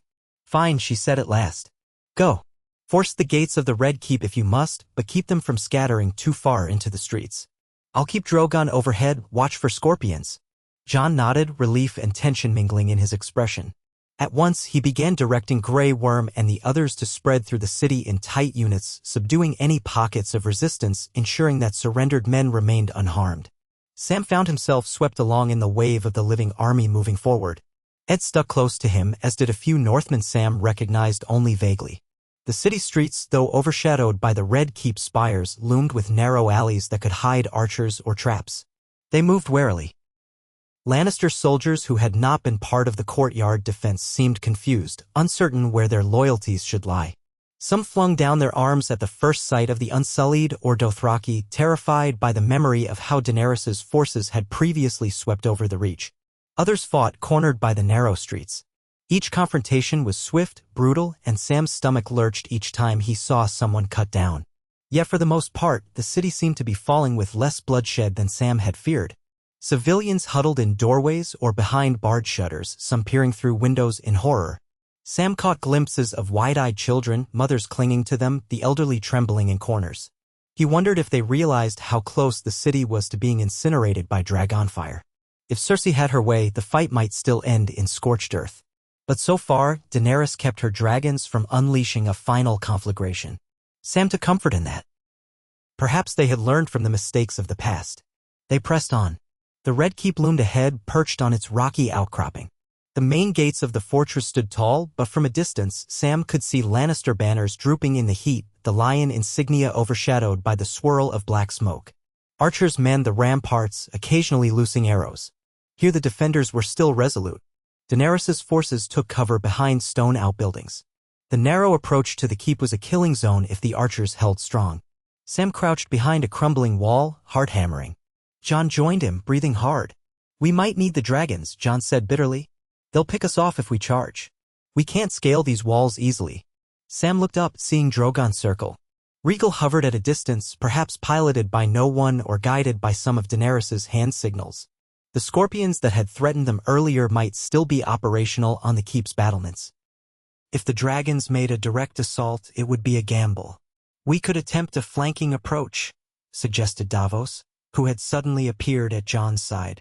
Smugglers' paths or hidden entrances. Qyburn might not know them all, but the Kingsguard will be prepared for infiltration. Jon gritted his teeth, glaring at the high walls. We're too many. We can't stealth our way in without half the men being slaughtered. Sam recalled the city's layout from a map he'd once studied in the Citadel. The Red Keep was built with certain labyrinthine corridors, secret passages that Targaryen kings had used. Tyrion had mentioned them once. Was there a route to avoid direct confrontation at the gates? But Sam had no illusions that they could hide an entire army in a hidden corridor. A whistle from above. Drogon descending. Daenerys, still astride the dragon, landed near the outskirts of the keep, in a plaza that had once been a small marketplace. The merchants had fled, leaving overturned stalls and scattered produce. Daenerys dismounted carefully, letting Drogon coil protectively behind her. Grey Worm, ever watchful, hurried to her side. Jon, Davos, Tyrion, and Sam gathered to meet her. She wiped sweat from her brow, then glanced at the fortress. "If we wait, we give Cersei time to regroup," Daenerys said. "We should strike now, break those gates, and end this." Tyrion grimaced. "If we use the dragons, the keep's archers might kill Drogon or Rhaegal.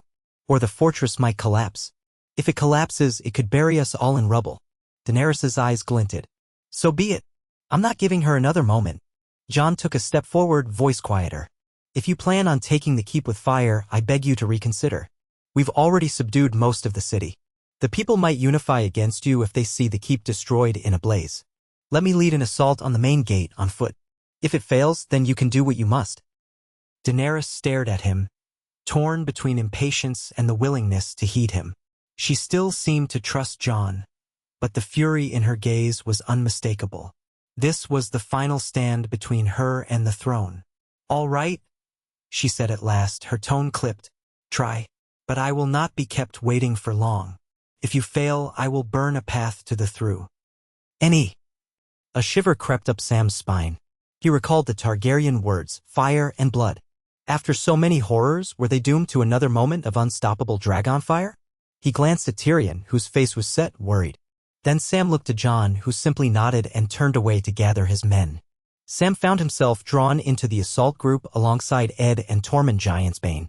It felt surreal to be advancing on the Red Keep, heart-pounding, shield raised, the knowledge of what he'd done to the Night King overshadowed by the simple fact that he was still no warrior.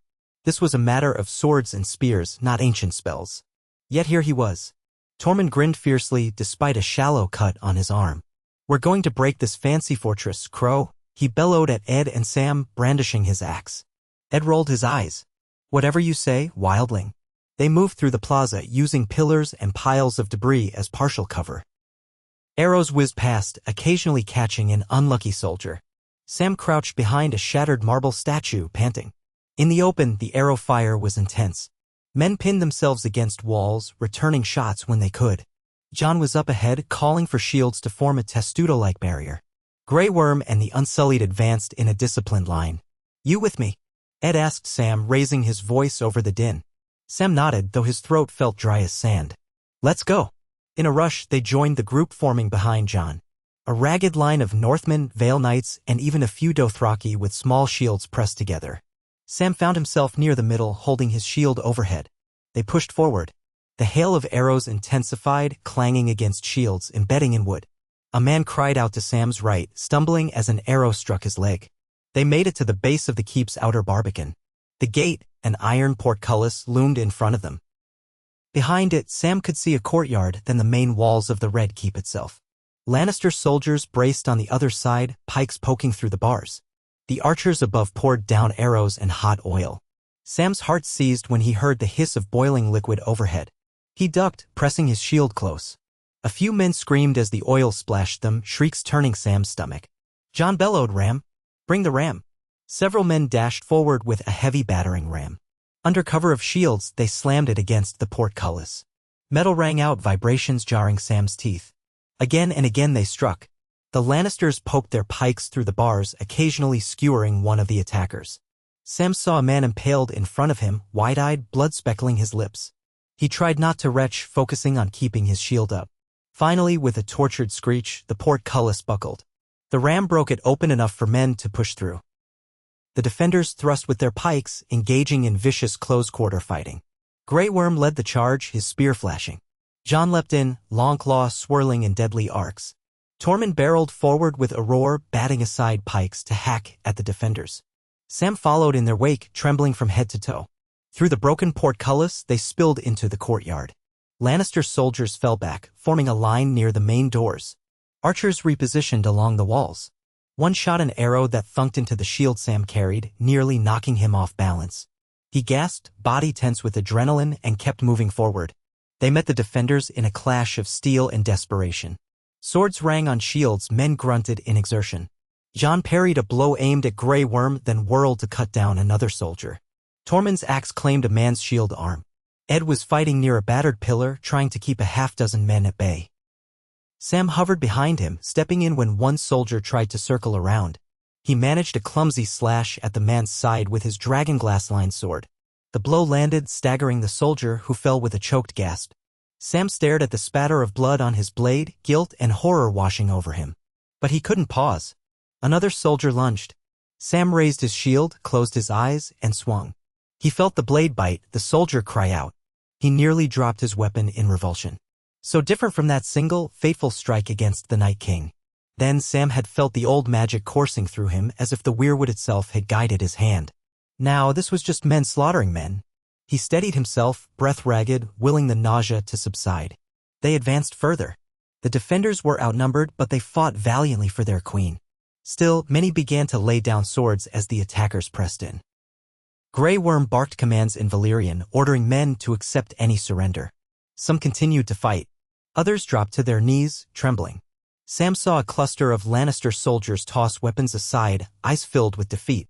The illusions of Cersei's unstoppable power were shattering. Jon cut down the last man who refused to yield, then stood in the courtyard, chest heaving, scanning for more threats. All around him, the living army regrouped, panting, wounded, victorious in this courtyard. The main doors to the keep loomed ahead, massive and barred from within. Another challenge.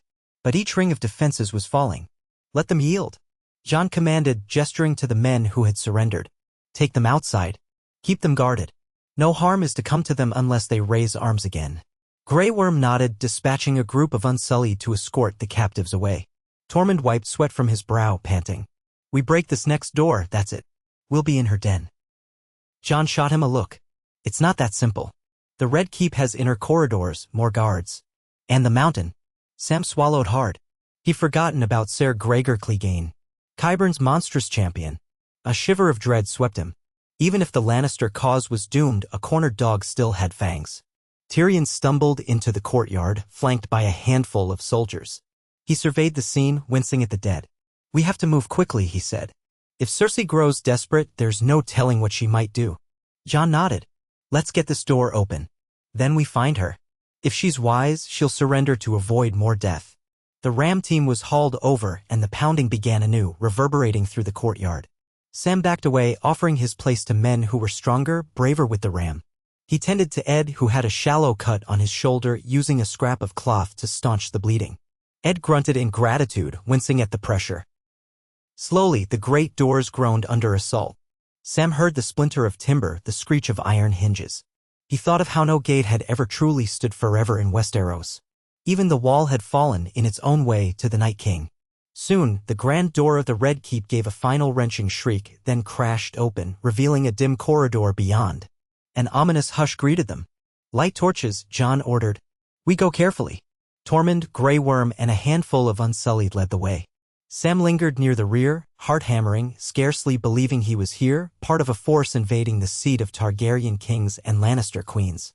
They stepped over debris, moving down the corridor. Faded tapestries hung on walls scorched by the impact of siege weaponry. The air smelled of dust, rancid fear, and old stone. Their footsteps echoed in the gloom. At intervals, Lannister knights lay dead or badly wounded. Some had tried to defend the corridor. A few swords clattered on the floor, blood pooled near them. The living pressed on. The corridor opened into a large hall, once used for smaller feasts. It was empty now, torches guttering in brackets on the walls. Sam's eyes roamed the scene, half expecting an ambush from behind the pillars or a hidden gallery. The group advanced further, tension mounting with every step. Tyrion guided them, having some sense of the layout. They passed a grand stair that led upward to the throne room, an imposing flight of steps flanked by carved columns. The hush was eerie. Sam felt sure that Cersei's last loyal defenders must be lying in wait. Soon, they entered a corridor lined with imposing suits of armor, Lannister sigils polished on each breastplate. The floor was littered with shards of broken stone, and sunlight filtered in through a long row of stained glass windows, painting the floor in shards of color. Sam's heart pounded. He could feel the tension in the air, the knowledge that at any moment the final defenders might strike. They reached the base of another staircase. Tyrion lifted a torch, his eyes narrowing. Up there is where we'd find the Queen's solar, her private chambers. From there, a hallway leads to the throne room's side entrance. Jon exhaled as though summoning his resolve. We split up, he decided. Half to the solar, half to the throne room. We corner her. There's no route of escape. Tormund, Grey Worm, you're with me. Sam, you stay with Tyrion. Ed, you too. The rest, guard the corridors. Sam's heart lurched. Tyrion cast him a quick glance, then nodded. Ed looked less enthusiastic, but said nothing, stepping to Sam's side. So the group divided, half ascending the staircase behind Jon, half moving with Tyrion down a side corridor that led, presumably, to the throne room. Sam could hear the shuffling of boots, the steady breathing of men on edge. As they walked, the windows gave intermittent glimpses of the city below, smoke rising from scattered fires. A sense of finality clung to every stone. Then came a sound from the shadows ahead, a shuffling, a scrape of metal. The men froze. Tyrion raised his torch, the flickering light revealing a small retinue of Lannister guards. But at their forefront loomed a shape that dwarfed them all, Ser Gregor Clegane, helmeted, his monstrous frame sheathed in dark armor. His eyes gleamed red through the slits, and the stench of rot or chemicals wafted from him. Sam's blood turned cold. The Mountain. An unstoppable brute, rumored to be more dead than alive. In the gloom behind him stood Qyburn, Cersei's twisted advisor, black-robed, stoop-shouldered, regarding them with that calm malice Sam found so unsettling. He stepped forward, lips curling. The intruders are here, Qyburn announced quietly, ignoring how they outnumbered him. Her Grace anticipated this. Surrender now, and perhaps your deaths will be swift. Tyrion barked out a laugh, forced and humorless. Ever the dramatist, Qyburn. Step aside. The city has fallen. Qyburn's expression darkened. It is not the city that matters, dwarf. It is the Queen's will. Ser Gregor stepped forward, raising a massive sword. Sam's hand shook on his own hilt, aware that this was a nightmare incarnate. The handful of Lannister guards behind Qyburn looked less certain. Perhaps they were pressed into this by fear or forced loyalty. Ed muttered to Sam, stay back. Sam didn't argue. He wasn't eager to face the Mountain's blade. Tyrion looked at the assembled men behind him, Northmen, a few unsullied, Ed, Sam, and some Vale Knights. We have no quarrel with you, Tyrion said to the guards. Drop your weapons. We want your queen, not your lives. A few of the guards glanced between each other, their eyes pleading. But Ser Gregor let out a low, guttural growl and raised his sword in a silent command. They hesitated, caught between terror of the beastly night and the hopelessness of their situation. Qyburn, mouth twisting, gave an order, kill them. It happened all at once. The guards charged uncertainly, some half-hearted, others with genuine resolve. The Vale Knights met them in a clash of steel, the corridor instantly filled with the clang of swords. Tyrion stumbled back, torch flailing. Sam pressed his back to the wall, heart in his throat as Ed engaged one of the guards. Another lunged at Sam, sword flashing. Sam raised his shield, deflecting the blow, and instinctively swung his blade. It glanced off the man's helmet, dazing him. Ed finished him with a precise thrust. But the real threat was Ser Gregor. The monstrous knight advanced, sweeping his sword in a wide arc. Two Vale Knights lunged to stop him. With a single slash, he sent them sprawling in a spray of blood, their armor cleaved. It was horrifying to watch. Sam froze, feeling as if he were back in the grip of the Night King's terror. This man, this creature, was unstoppable by normal means. Ed cursed under his breath, stepping in with a determined expression, but it was clear that no living man, short of someone like the Hound, could hope to match Gregor's monstrous power. Qyburn stood behind him, eyes flicking about, searching for advantage. Tyrion shouted something, but Sam could barely hear through the pounding of his heart. Another Vale Knight foolishly attempted a direct assault. Gregor grabbed him by the throat with a gauntlet hand, lifting him off the ground. The knight's scream turned to a gurgle as Gregor snapped his neck like a twig. The body thudded to the floor. Sam's vision swam with horror. He saw Gregor turn, saw the dead white eyes beneath that visor, the faint stench of necrosis. Qyburn had done something unspeakable to create this man. In a flash, Sam recalled the ancient knowledge of dealing with whites, but Gregor wasn't a mere puppet of the Night King. He was a creation of Qyburn's unnatural experiments, a man sustained by vile arts. Still, Sam had Dragonlass. He wasn't sure if it would matter. This wasn't an other or a white raised by the White Walkers. But Sam was the man who had ended the Night King.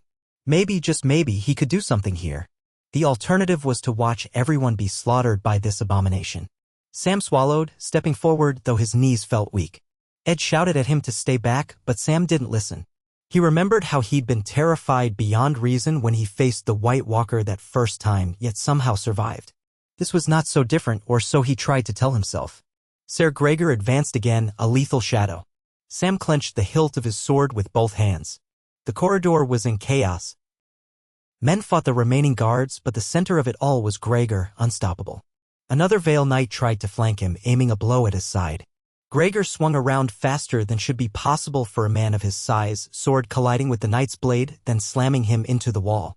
The knight slumped, helmet askew. Now Gregor's dead eyes fixed on Sam. A spike of cold dread lanced Sam's spine. Memories of the godwood of that single moment when he faced the Night King's eyes. Sam felt his heart flutter. Perhaps some residue of the old magic lingered in him, perhaps it was just raw courage born of desperation. Either way, he refused to yield to terror. If Gregor was unstoppable, then let Sam be the last fool to try. He lifted his sword. Gregor took a step, blade raised high. Sam closed his eyes for an instant, feeling the weight of everything: Gilly's face, John's faith, the hush after the Night King fell. Then he lunged. It was a clumsy thrust, nowhere near as clean as the blow he had landed in the Godswood. Gregor easily blocked it, the impact nearly wrenching the sword from Sam's hands. He stumbled back, gasping. The giant's sword came down. Sam flung himself to the side, the blade crashing into the floor, sending chips of stone flying. "Sam!" It shouted, rushing to help. He struck at Gregor's side, but the armor might as well have been iron scales. Gregor flung an elbow back, catching Ed in the chest. Ed flew back several feet, crashing into a fallen suit of armor. Sam lunged again, trying to find a gap. He managed to stab the dragonglass line tip under Gregor's cuirass near the hip, but it skittered off the mail, barely drawing a trickle of blood, if it was blood at all. Gregor let out a low, rasping sound that could have been pain or simply fury. With frightening speed, he swatted Sam aside like a child. Sam's back slammed into the wall, breath whooshing out of him. His sword fell from his grasp, clattering across the floor. Spots danced before his eyes. In a daze, Sam saw Gregor looming over him, sword raised for the killing blow. Everything slowed, that eerie hush descending like the moment the Night King had raised his blade in the godwood. Sam's thoughts flickered. He was about to die. He had done what he could for the realm. He had saved the living once. This was just fate taking its due. Suddenly, Tyrion's voice rang out in desperation. "Gregor, by the Queen's command, stand down. Stand a." Gregor ignored him completely, sword descending. Sam's heart constricted. He glimpsed Ed, battered, trying to scramble up, but too far. The stench of sweat and rot filled Sam's nostrils. "This is it," he thought. "Gilly, I'm sorry. Little Sam, forgive me." Then, in a blur of steel, a new figure slammed into Gregor from the side, knocking his blow off course. Sparks flew as the sword scraped. Gregor stumbled a fraction, forced to sidestep. Sam blinked the haze from his eyes to see that it was Sandor Clegane, the hound barreling into his monstrous brother. Of all the unexpected rescues. The hound wore battered armor, a ragged cloak, and was panting heavily, a ferocious grin twisting his scarred face. "Hello, big brother," the hound snarled.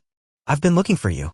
Gregor, uncomprehending or simply enraged, swung at the hound. The two began a savage duel, filling the corridor with the crash of steel. Tyrion, wide-eyed, rushed to Sam's side, helping him to his feet. "Are you?" Sam coughed, pressing a hand to his ribs. "Alive somehow." Behind them, the hound exchanged brutal strikes with Gregor, the clang of swords reverberating. Each blow threatened to cleave flesh and bone, but Sandor fought with a ferocity Sam had rarely seen. This was personal and ancient hatred. Gregor had the advantage in brute strength, but the hound fought with cunning and a savage will to kill his brother or die trying. Meanwhile, Qyburn, seeing the tide shift, attempted to slink away. But Tyrion, recovering himself, stepped forward. "Hold," he shouted, though Qyburn kept moving, face twisted in contempt. A Vale Knight cut off Qyburn's escape, pressing a sword to his chest. "Traitor," Qyburn spat. "You would stand against the Queen's sworn maester?" Tyrion's expression was cold. "You aren't half the maester that Samwell Tarly is," he said. "I should let him dissect you for the Citadel's sake. But we'll settle for a cell if you yield." Qyburn's lip curled. "My queen will triumph." Whatever retort Tyrion might have made was lost as the corridor shook with the final throes of the Clegane duel. The hound grunted, slammed back against a pillar. Gregor advanced, stabbing forward, his sword biting into the hound's side. The hound let out a hoarse growl, blood wetting his armor. But in that same moment, he hooked Gregor's helmet with one hand, yanked it aside, and drove a dagger upward into Gregor's exposed face. Black ichor poured forth. Gregor reeled, his sword clattering.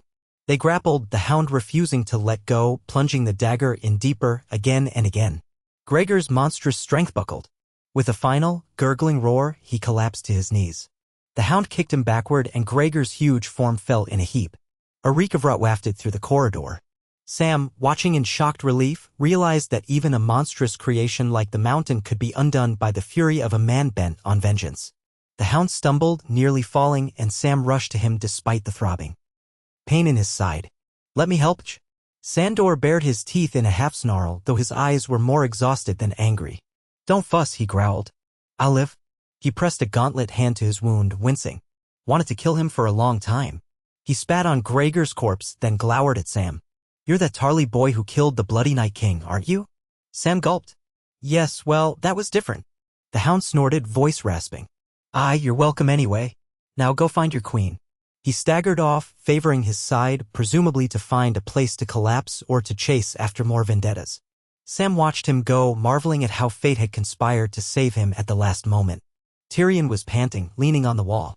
The corridor around them was strewn with bodies, guards who had either surrendered or been cut down, and Gregor's massive corpse. Qyburn remained pinned by the Vale Knight, sputtering curses. Ed Tollett was on his feet again, though he clutched his ribs. Most of the other loyal men who had entered with them were battered but alive. The threat in this corridor was ended. "Let's move," Tyrion said shakily. "We have to find Cersei. If she's in the throne room or her solar, we have to end this." Ed grabbed Qyburn by the arm, yanking him along. "You're coming too, so you can't run to warn her." Qyburn seethed but did not resist, clearly knowing he was outmatched.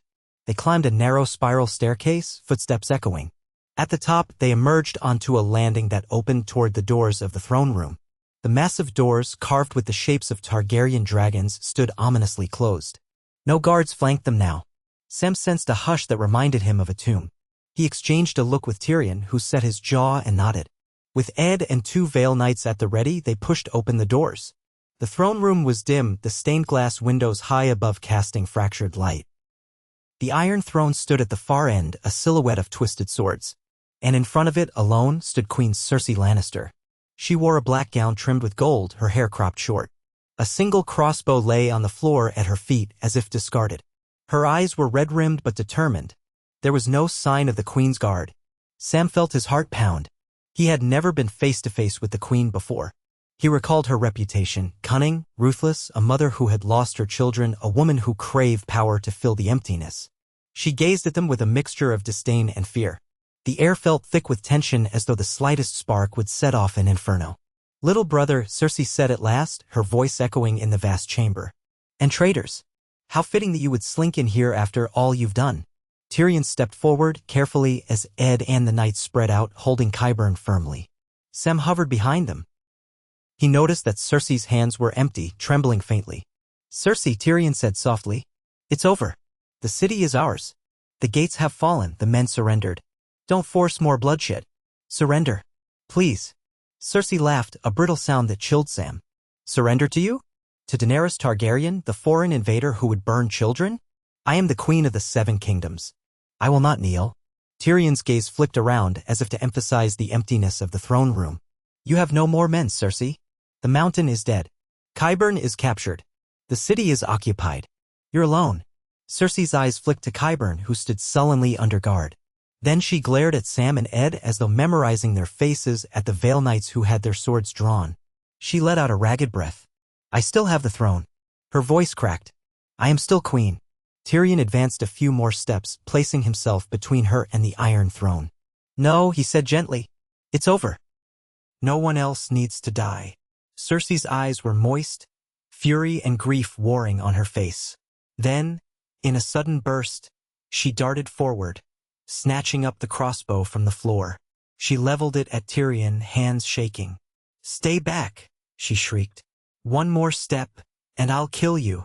Sam's blood went cold. Ed and the knights tensed, ready to rush forward, but Tyrion lifted a hand, urging them to remain still. The crossbow shook in Cersei's grip. Her gaze darted around wildly. "I should have killed you 1,000 times," she hissed at Tyrion. "You took everything from me." Tyrion's voice was soft, pained. "Cersei, please, lower the bow. Don't let it end like this." Cersei's eyes glimmered with tears. Sam felt a surge of pity for her. Despite everything, she had lost her children, her power slipping through her grasp. Now she stood in the place where she had once been crowned, cornered, undone. Her finger tightened on the trigger. Tyrion did not move. "Kill me, then," Tyrion whispered. "If that's what it takes. But the throne is lost. Daenerys has it. The realm is done with your tyranny."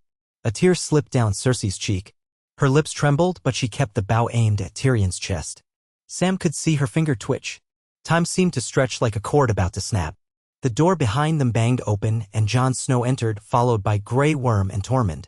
They took in the scene, Tyrion facing down Cersei's crossbow. For an instant, no one breathed. Then Grey Worm tensed to lunge, but Jon held him back. Cersei's wild gaze flicked to Jon, to Tormund, and back to Tyrion. She seemed to realize her dire predicament. In a final, shuddering breath, she squeezed the trigger. The crossbow twanged. Tyrion squeezed his eyes shut, bracing for the end. But Cersei had jerked the bow upward at the last second. The bolt whistled overhead, striking the wall behind him with a dull thud. Tyrion opened his eyes, startled to find himself alive. Cersei's shoulders sagged. The crossbow slipped from her numb fingers, clattering on the tiles. She stared at him, tears flowing freely now, face contorted in despair. Jon and Grey Worm rushed forward, quickly disarming her. She offered no resistance, stumbling to her knees. The unstoppable queen of the Seven Kingdoms was undone, kneeling in the throne room she had once commanded. Tyrion let out a shaky exhale, stepping to her side. "Cersei," he said softly, "it's over." She wept, silent sobs shaking her. When she looked up, her voice was a whisper. "Let me die," she said. "That is my only request." Tyrion's eyes glistened with emotion. "I can't do that. We'll take you prisoner. Daenerys will decide your fate." Cersei let out a hollow laugh. "Then I'm dead anyway. She'll burn me like she did my soldiers." Sam watched from the periphery, feeling the crushing weight of tragedy. This woman had brought so much suffering upon the realm and upon herself. Now she was a prisoner of war, sobbing on the floor she once ruled. Ed and Tormund hovered, uncertain. Tyrion and Jon exchanged glances. At last, Jon spoke, his voice steadier than Sam expected.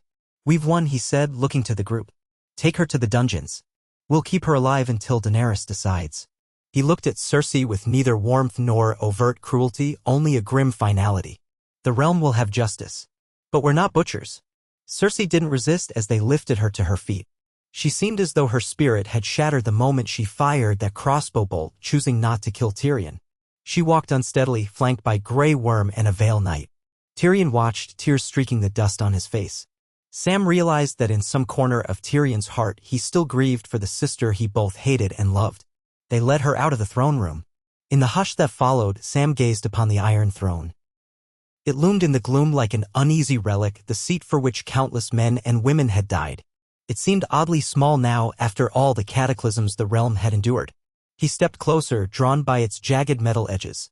Jon stood near him, sheathing long claw. Tormund looked around, lips curled in mild disgust. Tyrion moved to the throne, laying a hand on one of the twisted metal arms. "All this for a chair made of swords," he murmured. "May the gods forgive us." Sam thought back to the library at Winterfell, to the books that spoke of the Targaryen conquest, how Aegon had forged the seat from the swords of his enemies. Fire and blood. The realm had never stopped bleeding for it. Now perhaps there was a chance to break that cycle.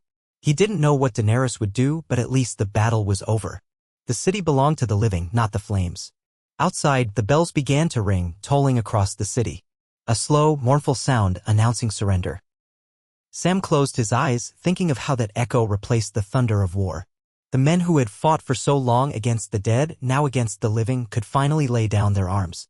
He prayed that from this day forward they would build something better. They emerged from the throne room into corridors abuzz with soldiers and freed captives. The battered city looked on the verge of collapse in places, but it still stood, not drowned in dragon fire. As Sam passed through the Red Keep's courtyard, he saw Daenerys dismounting Drogon, her face set in grim lines. Jon approached her with measured steps. Tyrion followed, gaze flicking to the ground as if bracing for her reaction. She surveyed them, scanning their expressions for clues. "Is it done?" she asked, voice carrying in the hush. Jon nodded. "Cersei is taken." She surrendered in a sense. Daenerys exhaled, her posture slumping a fraction. Then she straightened, regal. "The city is mine, then." She looked around at the devastation. "We will restore order immediately. I want the people to know they won't be harmed if they cooperate. The fighting is finished." Her words hung in the smoky air. Men and women all around looked at her with a mixture of awe and uncertainty. Then Tyrion stepped forward, clearing his throat. Your Grace, we found Qyburn as well. He's alive, in chains. The mountain is dead. Daenerys's eyes flickered. She nodded. Good. Somewhere behind, Sam heard Ed remark to Tormund, I'll believe it when I see a body. Tormund grunted in agreement. Daenerys's gaze shifted to Sam. A faint flicker of relief crossed her face as though she'd been wondering if he survived. Samwell Tarly, did you see to the wounded as you wished? Sam nodded wearily. I did. Many will need more care. But we can set up healing tents within the city. There's enough supplies if we search the maester's quarters. Daenerys considered that. Then do it. Tyrion, see that the city's resources are secured. Grey Worm handle the surrendering forces.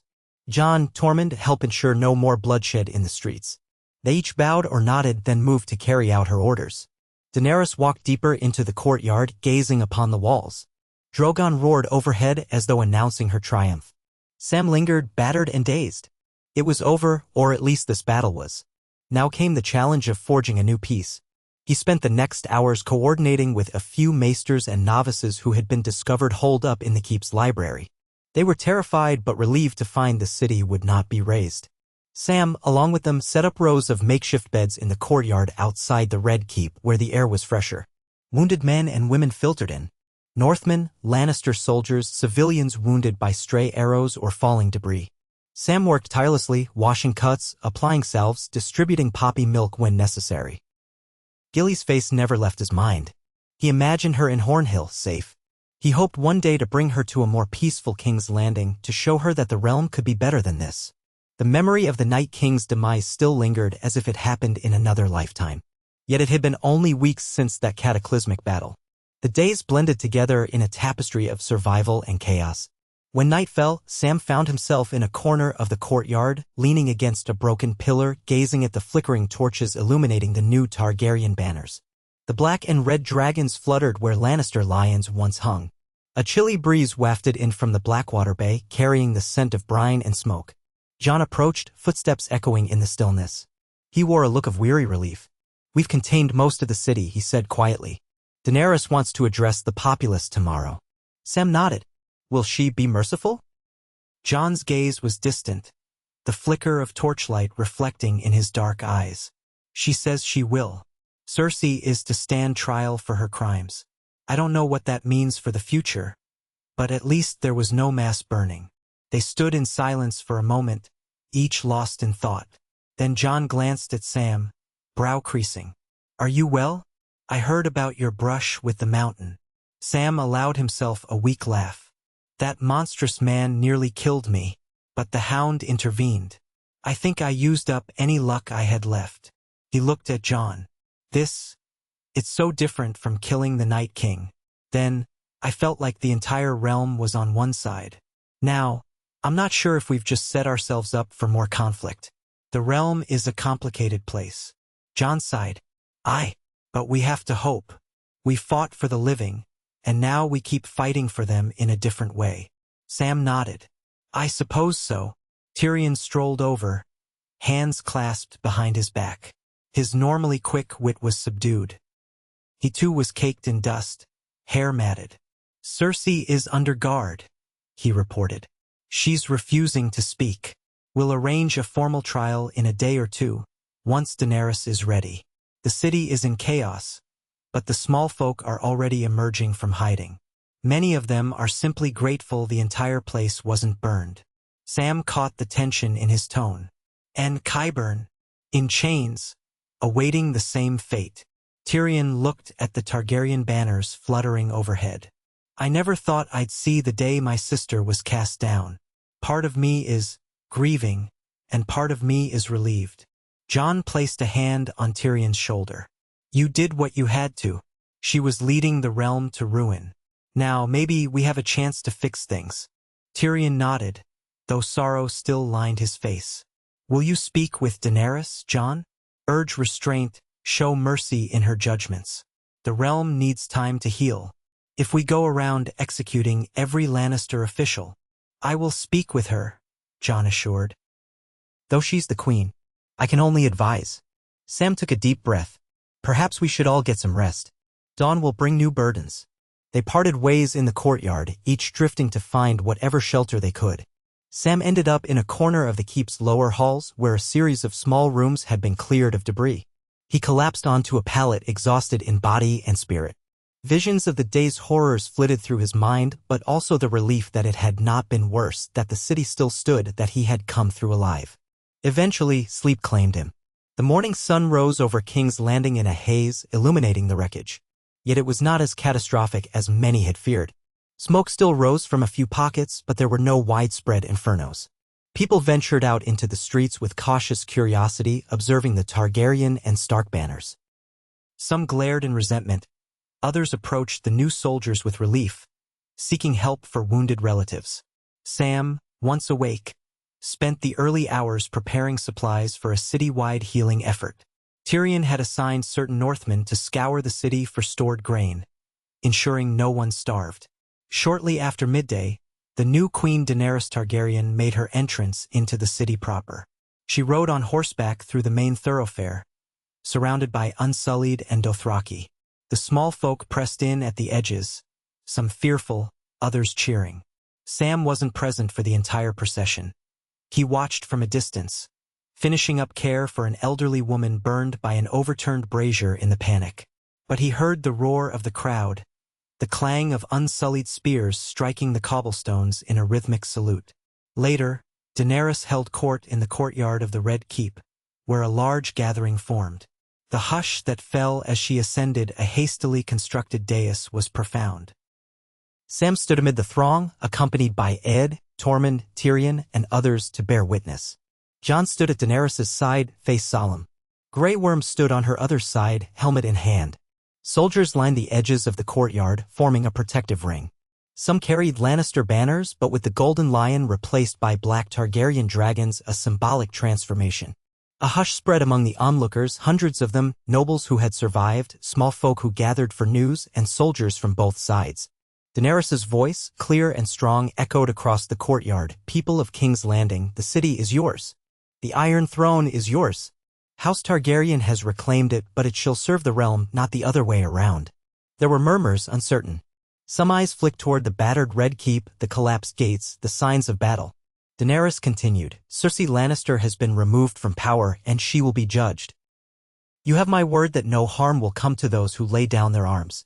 We will restore order, feed the hungry, and rebuild what war has taken from you. This I swear, by all the gods old and new. She paused, letting the declaration settle. Sam could see a range of reactions across the crowd: relief, skepticism, hope, fear. To their credit, the Unsullied maintained discipline, showing no aggression. The Dothraki eyed the city dwellers with curiosity or indifference. Then Daenerys gestured to Jon.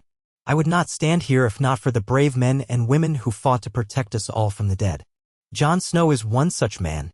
He led the North with honor, fought the army of the dead, and helped liberate this city. For his deeds, I name him Warden of the North and Protector of the Realm, second only to the crown. A ripple went through the crowd. Jon stiffened slightly, as though uncomfortable with the attention. Sam could guess how he felt. Jon had never sought such titles, but Daenerys' pronouncement set it in stone. Daenerys turned her gaze to Tyrion. Tyrion Lannister served as hand of the Queen, giving counsel that tempered my fire. He risked his life to negotiate peace, but no peace was possible under Cersei's rule. Nonetheless, he remains my hand, a living bridge between the world of the living and those who have sinned. We will find a way forward. Tyrion bowed slightly, though his face was etched with conflicting emotions. He was, after all, standing among those who had conquered his ancestral home. Daenerys' eyes then searched the crowd, landing at last on Sam. She lifted a hand to beckon him forward. Sam felt every eye turn in his direction. The hush was almost painful. Ed nudged him, and Sam stepped forward, cheeks burning. He came to stand in front of Daenerys, heart pounding. Samwell Tarly, Daenerys said, voice resonant. Once of the Night's Watch, once a Maester's acolyte, and the man who ended the Night King. Through your knowledge and your courage, countless lives were saved. Westeros owes you a debt it can never repay. Sam wished desperately that he could hide, but he stood firm, swallowing his nerves. Daenerys raised her head, her tone regal. I name you Grand Maester of the Crown if you will accept it. Though the Citadel may balk, I say the realm needs knowledge, wisdom, and compass. Ion more than ever before. You are best suited to provide it. A low ripple of surprise traveled through the crowd. Sam's eyes went wide. He'd left the citadel without finishing his chain, and yet Daenerys was offering him the position of Grand Maester? He felt faint. Tyrion gave him an encouraging nod. Jon wore a small, proud smile. Your Grace, Sam stammered, I am honored, but I have not completed my training. There are older, more learned men. Daenerys lifted a hand, silencing him. You alone discovered the truth that saved us from the Night King. You alone faced that threat and destroyed it. Your knowledge surpasses that of men thrice your age. If the Citadel opposes, let them. I am queen, and I say you are worthy. If you will serve. Sam blinked, tears pricking his eyes. He recalled his father's scorn, the beatings, the words that he would never be fit for anything but scorn. Now a Targaryen queen, ironically the same house his father despised, was offering him the highest maesterly position in the realm. A swirl of fear and pride churned in his gut. But how could he refuse when the realm truly needed guidance? I will serve, he whispered, his voice trembling. For the good of the realm. Daenerys inclined her head. Then it is done. A smattering of applause rose from the onlookers. Sam felt numb, overwhelmed, but also strangely at peace. Perhaps this was the path he was always meant to walk, serving knowledge, bridging the gap between the old and new. He stepped back into the crowd, ignoring the curious stares. Ed clapped him on the shoulder, muttering, your father would be spinning in his grave. Tormund let out a whoop of laughter. Daenerys concluded the gathering by instructing the small folk to tend to one another, that help would be provided. Then she dismounted the dais, heading into the keep with her retinue. The crowd dispersed in a murmur, many uncertain about the future but relieved the immediate slaughter was over. Sam found a quiet moment to breathe, leaning against a broken column. He closed his eyes, letting the swirl of events settle. Grand Maester. The weight of that title felt crushing, yet also exhilarating. He thought of Gilly and how proud she would be. He thought of baby Sam, who would grow up in a world where the dead did not lurk beyond the wall. Then he thought of the tasks ahead, healing the city, forging alliances, recording the truth of what had happened. Soon, Tyrion approached, expression wry. Congratulations, Grand Maester Tarly. Sam snorted. I feel a bit ridiculous. Maesters train for years, forging links for all kinds of lore. I'm lacking in many areas. Tyrion shrugged. We live in interesting times, Sam. You have the practical knowledge that's most needed. And, more importantly, you have a heart that the realm needs even more. Sam offered a shy smile. Thank you, Tyrion. I hope the realm will accept it. The Citadel won't be pleased. They'll come around or they won't, Tyrion said. Meanwhile, we have a city to rebuild, a queen to counsel, and a realm to unite. That should keep us busy enough. Sam nodded, a sense of purpose stirring in him. Where do we begin? By finalizing the matter of Cersei's trial, Tyrion said, lowering his voice. Daenerys wants to do it soon. There's talk of a public trial in the dragon pit. Sam remembered the ancient arena where dragons had once been kept. It was mostly ruins, but large enough to hold a public gathering. A spectacle, he murmured. She wants to show the realm that justice is done openly, not behind closed doors. Tyrion nodded. Precisely. But Cersei is cunning. She might have her own words to sway public opinion. We must prepare. Sam inhaled slowly. And what if Daenerys decides to execute her? That could further inflame the Lannister loyalists. Tyrion's expression darkened. She may have no choice if the realm demands it. After all, Cersei committed treason countless times, caused the deaths of thousands. Still, we might argue for exile or the wall. I don't know. The final call rests with the queen. A day later, the trial occurred in the crumbling dragon pit on the Hill of Rhaenys. Soldiers escorted Cersei there in chains, Qyburn likewise chained and flanked by Unsullied. The stands were filled with representatives from noble houses, small folk permitted to watch from a distance, and many of the newly minted city guard, a mixture of Unsullied and reformed gold cloaks. Daenerys presided from a dais, with Jon on her right and Tyrion on her left, each in chairs that made the makeshift throne.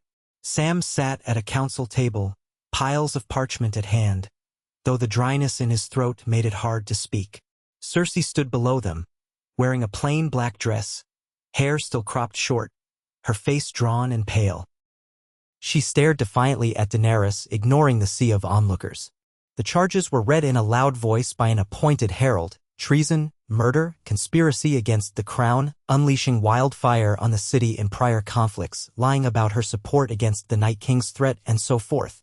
Qyburn faced separate charges of necromancy and crimes against nature. The proceedings stretched on. Witnesses were called, soldiers who had seen her give orders to open fire on civilians in previous battles, small folk who had lost families during the Great September's destruction, and so on. Tyrion gave a measured recounting of Cersei's betrayals. Jaime was absent, having sacrificed himself at Winterfell. No one knew if he had intended to redeem House Lannister or simply die an honorable death. Either way, he was gone, and Cersei stood alone. Eventually, Daenerys turned to Cersei. "Have you anything to say?" Cersei lifted her chin, scanning the crowd. "I see a foreign conqueror wearing the crown my children died for. You call me a criminal, but I was queen. I defended my house, my blood, from usurpers and traitors. If I am guilty, so too are all the conquerors who came before." A stir ran through the crowd. Some were moved by her words, others scoffed. Daenerys's jaw tightened. "You did not defend, you destroyed. The realm is weary of your manipulations. Do you deny the charges?" Cersei's lips curled. "Deny them? Why bother? You mean to kill me or lock me away or toss me to your dragons? Go on, then. Be the tyrant you claim to despise." A hush fell. Sam's heart thudded in his chest. This was the moment. How Daenerys handled it would set the tone for her reign. He thought of Jon's pleas, Tyrion's counsel. So many eyes watched, including the lords of the realm who had come to witness. Daenerys stood, gaze sweeping the crowd. "I am not here to revel in bloodshed," she said, voice carrying. "But neither can I excuse the atrocities committed. Cersei Lannister, you have spilled innocent blood. You have defied the realm's united efforts to fight the dead. You nearly doomed us all." Cersei stood unrepentant, her stare locked on the queen. Daenerys's tone deepened. "By right of conquest and law, I find you guilty of treason against the crown, murder of the innocent, and conspiracy to destroy the realm. The sentence for these crimes is death." Murmurs rippled through the crowd. Sam closed his eyes briefly, pity stirring within him. This would not end gently. Tyrion looked pained but said nothing. He had tried. Jon's face was set in resignation. The watchers braced for the blow. Cersei let out a dry laugh, her face oddly serene. "Then get on with it." Daenerys lifted a hand. "Bring her forward." The unsullied guards pushed Cersei to the center of the pit. Daenerys stepped down from the dais, taking a measured pace.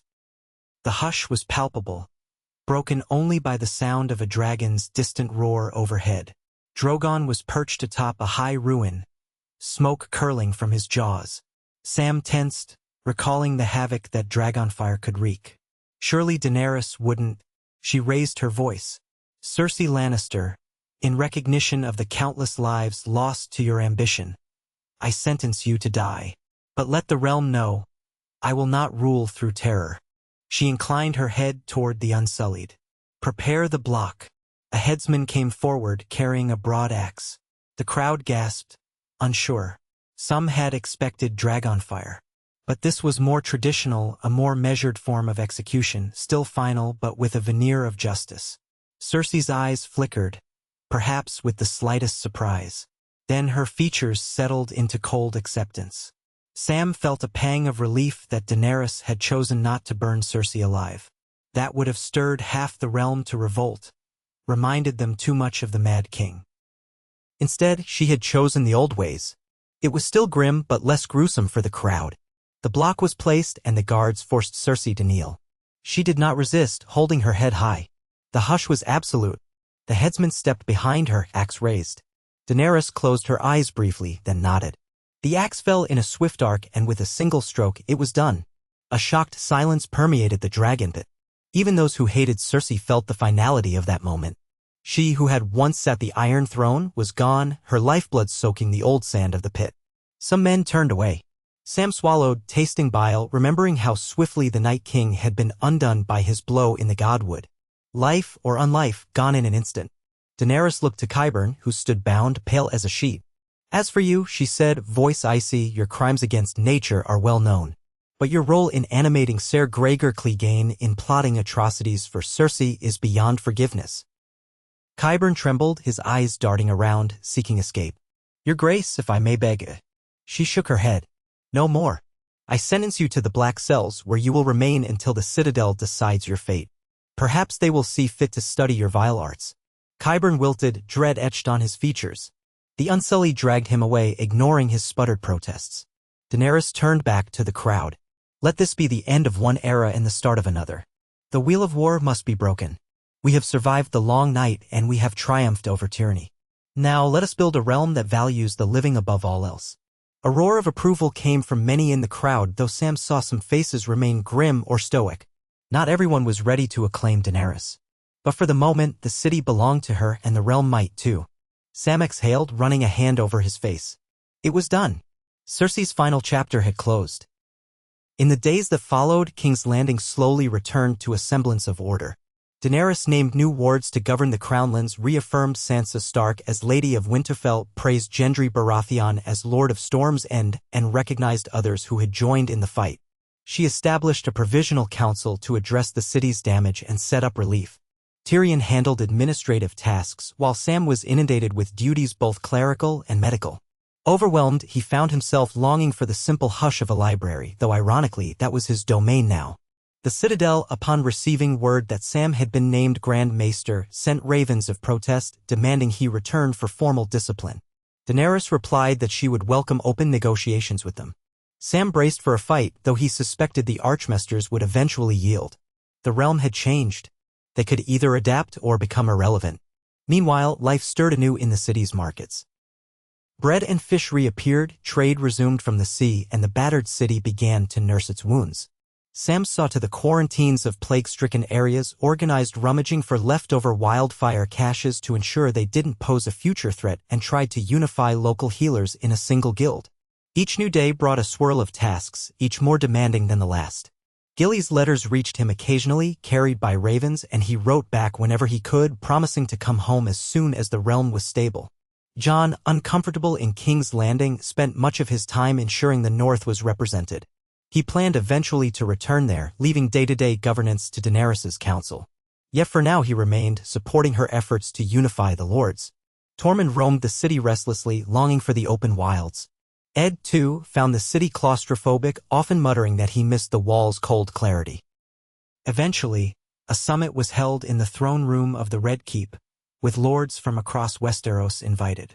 Some came reluctantly, others eager to secure their positions in the new order. Sam was there, clothed in the gray and white robes of a maester, albeit lacking a full chain. A small link of black iron around his neck symbolized knowledge of dragonglass and the dark arts he had studied briefly. He stood at Daenerys' side along with Tyrion and a few other council members. Daenerys addressed the lords, reaffirming her desire to break the cycles of violence. She pledged to reduce the powers of the crown in local governance, encouraging each region to handle its affairs as it saw fit, provided they recognized her ultimate authority and contributed to the realm's common defense. Some of the lords blinked in surprise, not expecting such concessions. Others seemed relieved, for it meant their autonomy would remain mostly intact. Sam listened with a swelling sense of hope. This was what the realm needed, unity tempered by respect for regional identities. It would not be easy, but it was a step. The lords debated details, hammered out treaties. Some demanded restitution for the damage inflicted by Lannister armies or by the dragons, but those arguments were mediated by Tyrion's careful reasoning. Daenerys insisted on a portion of her treasury going to rebuild the North, the Reach, and King's Landing itself. The day was long, but the sense of moving forward rather than backward propelled them. When the summit ended, Sam found himself in the Keep's Grand Library, a once-neglected place that had been overshadowed by the Citadel. Now it was to be the seat of Grand Maester Tarly's work. Dust motes danced in sunlight streaming through stained glass windows. Rows of shelves stood, some collapsed, others intact. Scrolls lay scattered. Sam began the slow process of cataloging, aided by novices from the city's own network of healers and scribes.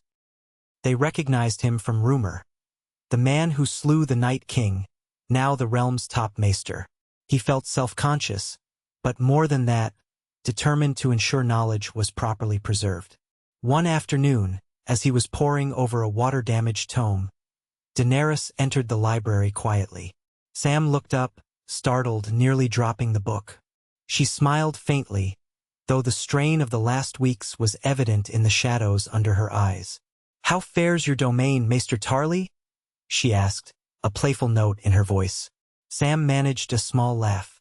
"It's a daunting task, Your Grace. So many volumes are scattered or ruined. But with time, we'll have a grand library here once more." She nodded, letting her gaze roam the dusty shelves.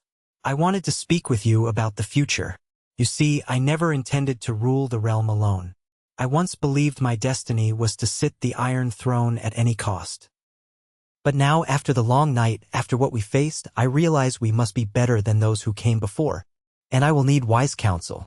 Sam felt a swell of pride and humility. "I'll do whatever I can, Your Grace. You have Tyrion, Jon, Ser Davos, so many able advisors. But if I can help Daenerys held his gaze. "You can. You understand compassion and you believe in the power of knowledge. That is rarer than you think. If we are to break the wheel, we need men and women who can see beyond old grudges and personal ambition. You, Samwell Tarly, are such a man." He blinked rapidly, a bit overwhelmed. "I'm just a man who wants to see the realm at peace. I've seen enough death for a lifetime." She inclined her head. "As have we all." She turned to go, then paused. "I have been thinking of how to honor those who died in the war for the dawn, especially those who fell fighting the army of the dead. When the time is right, I want you to help me plan a memorial, something that stands throughout the ages so no one forgets what happened." Sam felt his throat tighten. He remembered the bodies piled at Winterfell, the endless nights of terror. A monument or archive ensuring that the realm never forgot. "I'd be honored," he managed. Daenerys nodded, stepping away. "Thank you." And then she was gone, her cloak trailing behind her. In the wake of her departure, Sam sank onto a wooden bench, letting his mind swirl with ideas. Perhaps an illuminated chronicle, perhaps a monument in Winterfell's Godwood. He recalled how the weirwood had aided him in that final confrontation with the Night King. He needed to record the mysteries of that ancient magic, how blood and dragonglass had severed the Night King's bond. It was knowledge that might one day save the realm again, or at least stand as a testament to how close they had come to doom. Weeks stretched into months. King's Landing slowly found its footing. Daenerys's new city watch, many of them unsullied who had chosen to remain, kept order with discipline rather than brutality. Reconstruction teams patched walls, cleared rubble, and reopened trade routes. Tyrion re-established alliances with the surviving lords. Jon traveled north to see to Winterfell's reconstruction, promising to return. Sansa took charge of the North's needs with a steady hand, though she reserved the right to be cautious with Daenerys's rule. Sam juggled 1,000 tasks, from drafting letters to the Citadel to designing new training for the city's healers. He wrote day and night, his desk piled high with scrolls. He rarely had more than a few hours rest at a time, but a burning sense of purpose spurred him on. Sometimes he would step onto a balcony at the Red Keep, gaze out over the city, and marvel at the fact that it was still standing, that the living had prevailed. One crisp morning, a raven arrived from the Citadel. The Archmasters grudgingly acknowledged Daenerys's authority while also insisting that Sam come to Old Town to properly complete the required ceremonies. She wanted him to do so as well, to remove any lingering doubts about his legitimacy. So, with Daenerys's blessing, Sam departed for Old Town, taking a small escort for protection. He hoped to reunite with Gilly on the way to hold her and baby Sam after so many long months. When he arrived at Horn Hill, the seat of House Tarly, the place still felt haunted by his father's memory. But Gilly was there, along with the baby, waiting for him in the courtyard. The moment Sam dismounted, she ran into his arms, tears streaming. He held her close, breathing in the familiar scent of her hair, feeling little Sam clutch at his leg. The sense of home flooded him with warmth. Gilly's eyes sparkled. "My Sam, I didn't know if you'd ever come back." He smiled through tears. "I'm here, and the realm is changing, Gilly. It's better than it was." She hugged him again, and the baby babbled happily. Sam felt a surge of gratitude that no White Walkers threatened them, no Whites lurked beyond the wall. The greatest terror was behind them, and they had forged a new path. In that moment, with Gilly in his arms, the future seemed bright. They spent a few precious days at Horn Hill, resting, reacquainting themselves with simple pleasures. Gilly marveled at Sam's new title, though she found the term Grand Maester funny and teased him about all the grandness he now possessed. He ogged, feeling more at ease than he had in years. But soon, duty called. He continued on to Old Town, Gilly and the baby accompanying him in a small caravan. At the Citadel, the Archmasters treated Sam with a mixture of curiosity, wariness, and grudging respect. They tested his knowledge, grilled him on his reading, looked askance at Gilly's presence. But Sam remained calm, explaining that the realm had changed, that knowledge must serve everyone, not just an ivory tower. He recounted in detail how he had discovered the method to end the Night King, citing the old runic texts and how they combined with blood magic at the Weirwood. Some listened in awe, others in skepticism, but none could refute that the Night King was gone and that Samwell Tarly had played a pivotal role. Eventually, the Archmasters performed a formal ceremony, forging the final links of Sam's chain. Their benedictions were stiff and reluctant, but they recognized the Queen's decree. Sam knelt, the chain laid over his shoulders. In that moment, he thought of how far he had come. The craven boy at the wall, the reluctant steward. Now he was recognized as a fully forged maester, and more than that, the Grand Maester. Gilly watched from the side, tears of pride in her eyes, baby Sam squirming in her arms. Sam felt a rush of warmth. He didn't linger. Within days, he and his small entourage departed Old Town, returning to Horn Hill briefly to settle Gilly. For now, she would remain there, more comfortable in the countryside while Sam served the crown in King's Landing. They shared a tearful farewell, promising to see each other soon. Then Sam rode north, chain clinking gently with every step of his horse. Upon his return to King's Landing, he found the city further along in its recovery. New constructions rose where old walls had toppled. Daenerys greeted him in the throne room, where a newly polished iron throne gleamed behind her. She smiled, seeing the full chain around his neck. "Welcome back, Grand Maester Tarly." Sam bowed slightly, feeling the weight of the chain as both burden and honor. "Your Grace, I stand ready to serve the realm." Thus began a new chapter. Sam spent his days advising Daenerys on matters of healing, education, and the distribution of resources. Under her direction, the city watch enforced fairer rules and the small folk cautiously embraced the changes. Tyrion brokered alliances with lords who once sided with the Lannisters, ensuring that the transition to Targaryen rule did not dissolve into endless rebellions. Jon frequently visited, traveling between the north and the capital to maintain unity. Over time, a fragile peace settled across Westeros, though pockets of unrest flared in distant corners. Sam diligently recorded each development, writing meticulous chronicles. He pored over the city's library archives, cross-referencing old royal decrees and laws. He also devoted time to writing a volume about the Long Night and the War for the Dawn, detailing the events at Winterfell, the final confrontation with the Night King, and the exact ritual used to end him. He included testimonies from Jon, Daenerys, Arya, Bran, and others who had witnessed the horrors. The book was to be distributed throughout the realm, ensuring that no one forgot. He titled it A Song of Ice and Fire after some half-remembered phrase that Bran mentioned, implying it had significance in the deeper currents of time. The realm had survived the clash of ice and fire, and Sam hoped the knowledge would endure. On a balmy afternoon, Sam found himself summoned to Daenerys's presence in the keep's lush garden. She had taken to strolling there in the evenings, away from the bustle of court. Sam walked among blooming flowers, the perfume mingling with the sea breeze from Blackwater Bay. He found her by a fountain, dressed in a simple gown, her silver blonde hair braided neatly. She turned at his approach, smiling faintly. "Grand Maester, thank you for coming." Sam inclined his head. "Of course, Your Grace. How can I help?" She waved a hand at the fountain. "I was thinking about how far we've come. The city is rebuilding, the lords are pacified. For the first time in a long while, peace seems possible. And yet I can't help but feel a sense of unease." Sam folded his hands, chain rustling. "What troubles you?" Daenerys's gaze turned introspective. "You once told me knowledge was the true power against the greatest threats. We overcame the Night King. But what if there are other nightmares out there, beyond our understanding?" Sam hesitated. "It's possible. The world is vast, and the histories only record what men have seen fit to write down. But if we remain vigilant, if we share knowledge instead of hoarding it, we can face whatever comes." She looked at him with gratitude. "You truly believe that?" "Yes," Sam said softly, "because I've seen how knowledge changes people. It gives them hope, or shows them a way forward. And if we keep that flame alive, I think we can stand against any darkness." Daenerys smiled. "Then that is what we shall do. I want to establish new seats of learning across the realm, not just in the Citadel. I want women and common folk to learn as well. We'll need your guidance, Maester Tarly. Will you help me set this in motion?" Sam's heart soared. "With all my soul, Your Grace. That is what I was born to do." She placed a hand on his shoulder. a gesture of camaraderie. Then let us begin. Together, we will build a realm where knowledge is the surest shield and compassion its guiding principle. He swallowed a surge of emotion, recalling the endless nights he had spent doubting himself, the fear that had defined his early life. Now, standing in the sunlit garden of a reborn city, with a queen who valued his mind and heart, Sam felt the fullness of hope. He remembered, in a flash, the moment in the God's Wood at Winterfell, when all seemed lost.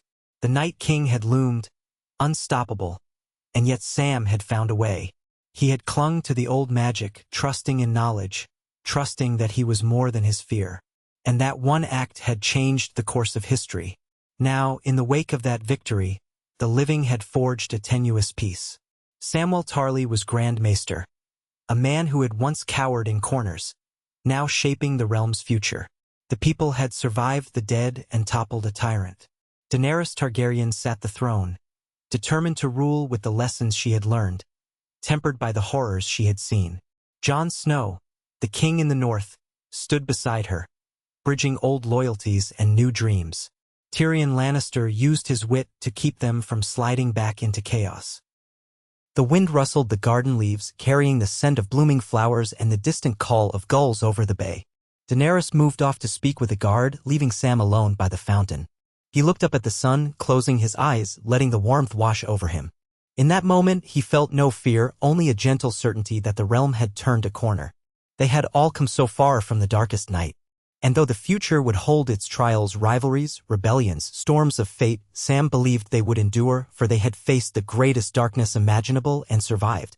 He recalled the hush after the Night King shattered, the sense that the world had just breathed a collective sigh of relief. That hush still echoed in his heart, a reminder of how fragile life was and how precious. With that thought, Sam opened his eyes. He set his shoulders, chain clinking softly, and resolved to do his part for as long as breath filled his lungs. The living had won. Now they must remember what it was to truly live, to learn, to grow, to love, to show mercy, and to stand against the shadows that would always linger at the edges of the world. If a once frightened boy from Horn Hill could find the courage to kill the Night King, then perhaps all men could find the courage to build a realm worthy of the living and one day worthy of remembering. As the sun descended over King's Landing, painting the sky in strokes of gold and pink, Samwell Tarly walked from the garden into the newly mended halls of the Red Keep, each step a quiet affirmation that the realm was changing for the better. And in the shadows where once cold horrors dwelled, now flickered the lamplight of knowledge and hope. The long night was over, and dawn, at last, had truly come.